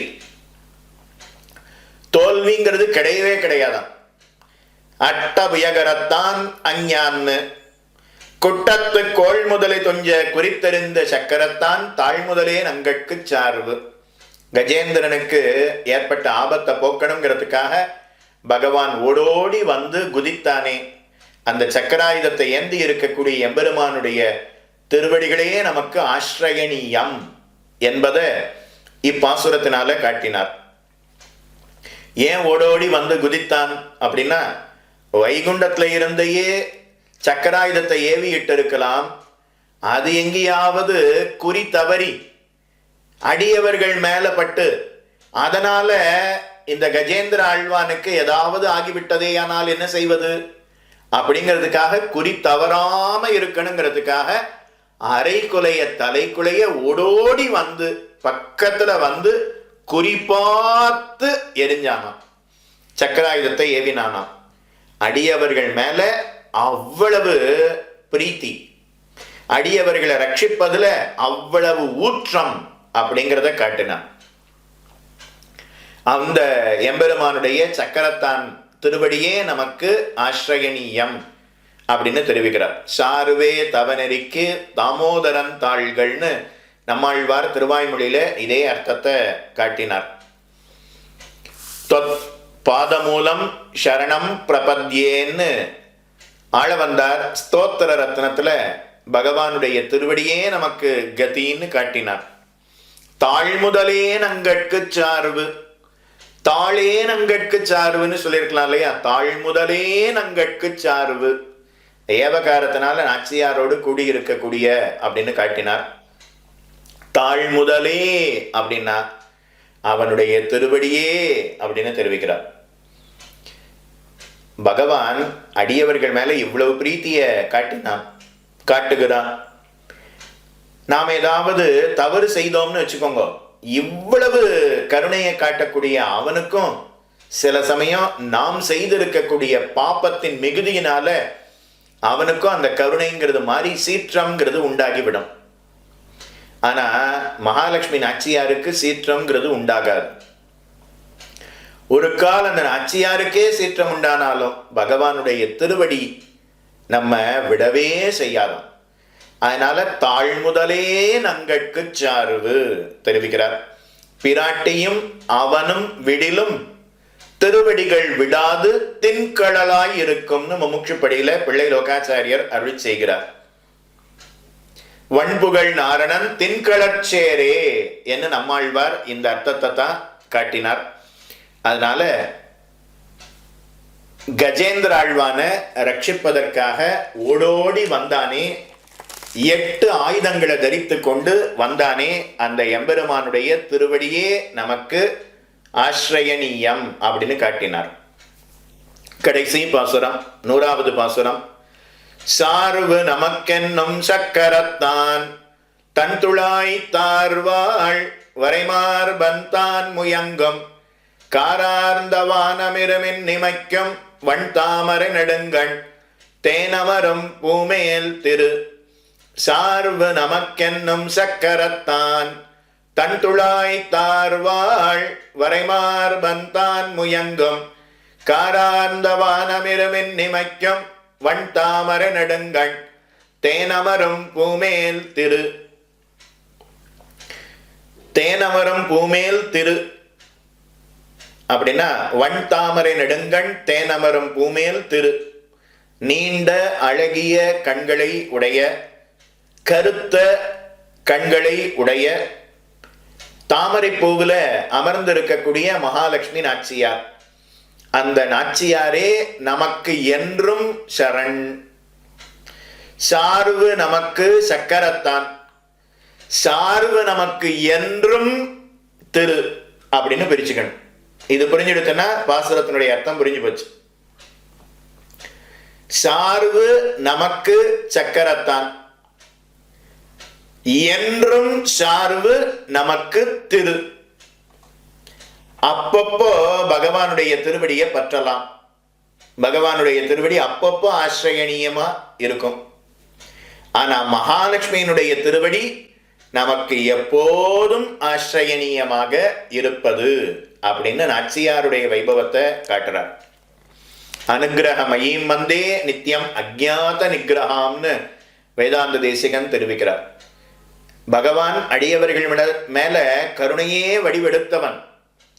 ஆனா நாம செய்யக்கூடிய பாப்பத்தின் மிகுதியினால இவ்வளவு கருணையோட இருக்கக்கூடிய அவனுடைய மனசிலேயும் கூட சீற்றம் உண்டாகி தண்டிக்கணுங்கிற எண்ணம் ஏற்பட்டுவிடும்.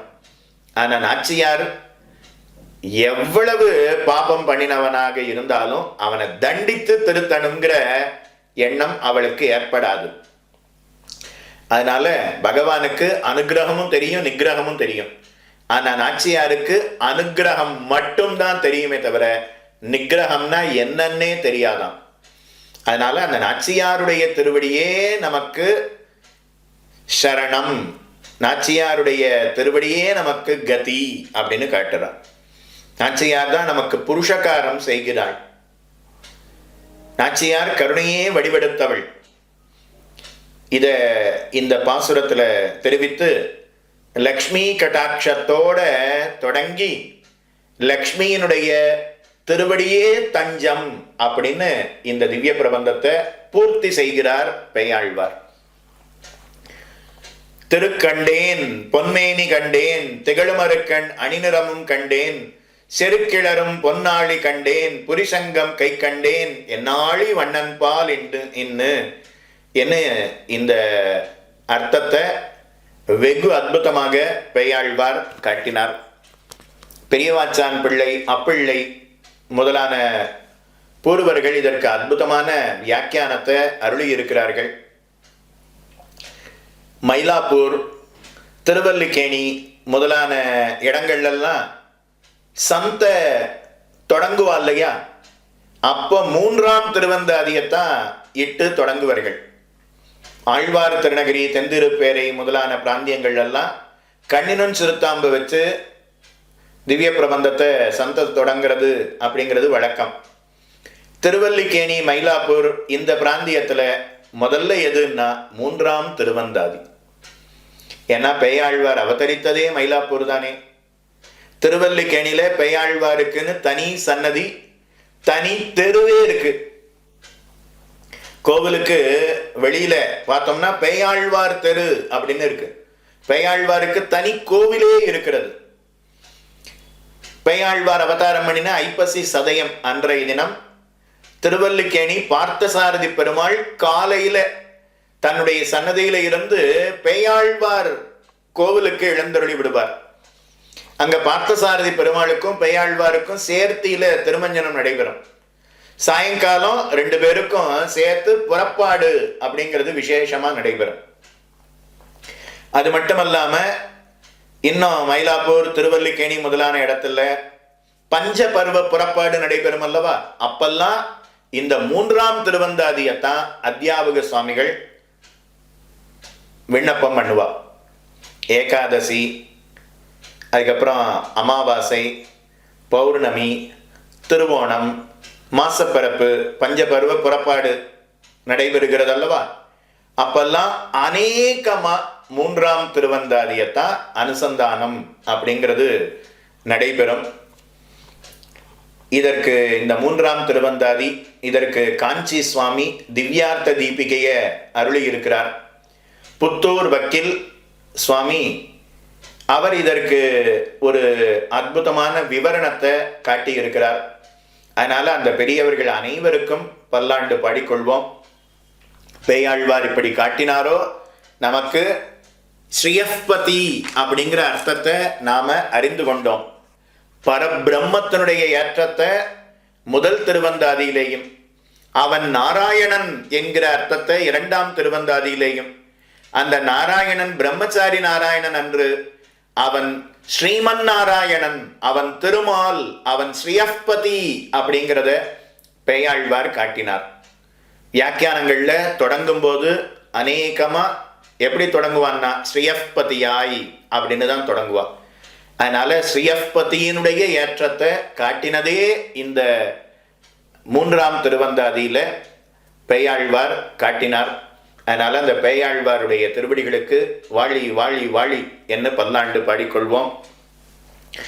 திருக்கண்டேன் எனனூரும் செப்பினான் வாழியே, சிறந்த வைப்பசியில் சதயம் செனித்தவள்ளல் வாழியே, மறுக்கமலம் மயிலைநகர் வாழ வந்தோன் வாழியே, மலர்க்கரிய நெய்தல்தனில் வந்துதித்தான் வாழியே, நெருக்கிடவே இடைகளில் நின்ற செல்வன் வாழியே, நேமிசங்கன் வடிவழகை நெஞ்சில் வைப்போன் வாழியே, பெருக்கமுடன் திருமழிசை பிரான் தொழுவோன் வாழியே, பெய்யாழ்வார் தாளினை இப்பெருநிலத்தில் வாழியே என்ன பெய்யாழ்வாருடைய திருவடிகளுக்கு பல்லாண்டு பாடி அப்பெய்யாழ்வார் அவதாரம் பண்ணின அதே மாதம் அதே நட்சத்திரத்திலே பிறந்த இவ்வடியவனுக்கு இந்த கடைசி 10 பாசுரம் அதை சொல்லணும்னு நியமனம் பண்ண சுவாமியினுடைய ஜிஎஸ் சுவாமியினுடைய திருவடிகளுக்கு பல்லாண்டு பாடிக்கொண்டு அடியனுக்கு இந்த அர்த்த விசேஷங்களை எல்லாம் எடுத்துரைத்த ஆச்சாரிய சுவாமிகளுடைய திருவடிகளுக்கும் பல்லாண்டு பாடிக்கொண்டு ஜிஎஸ் சுவாமியினுடைய கைங்கரியம்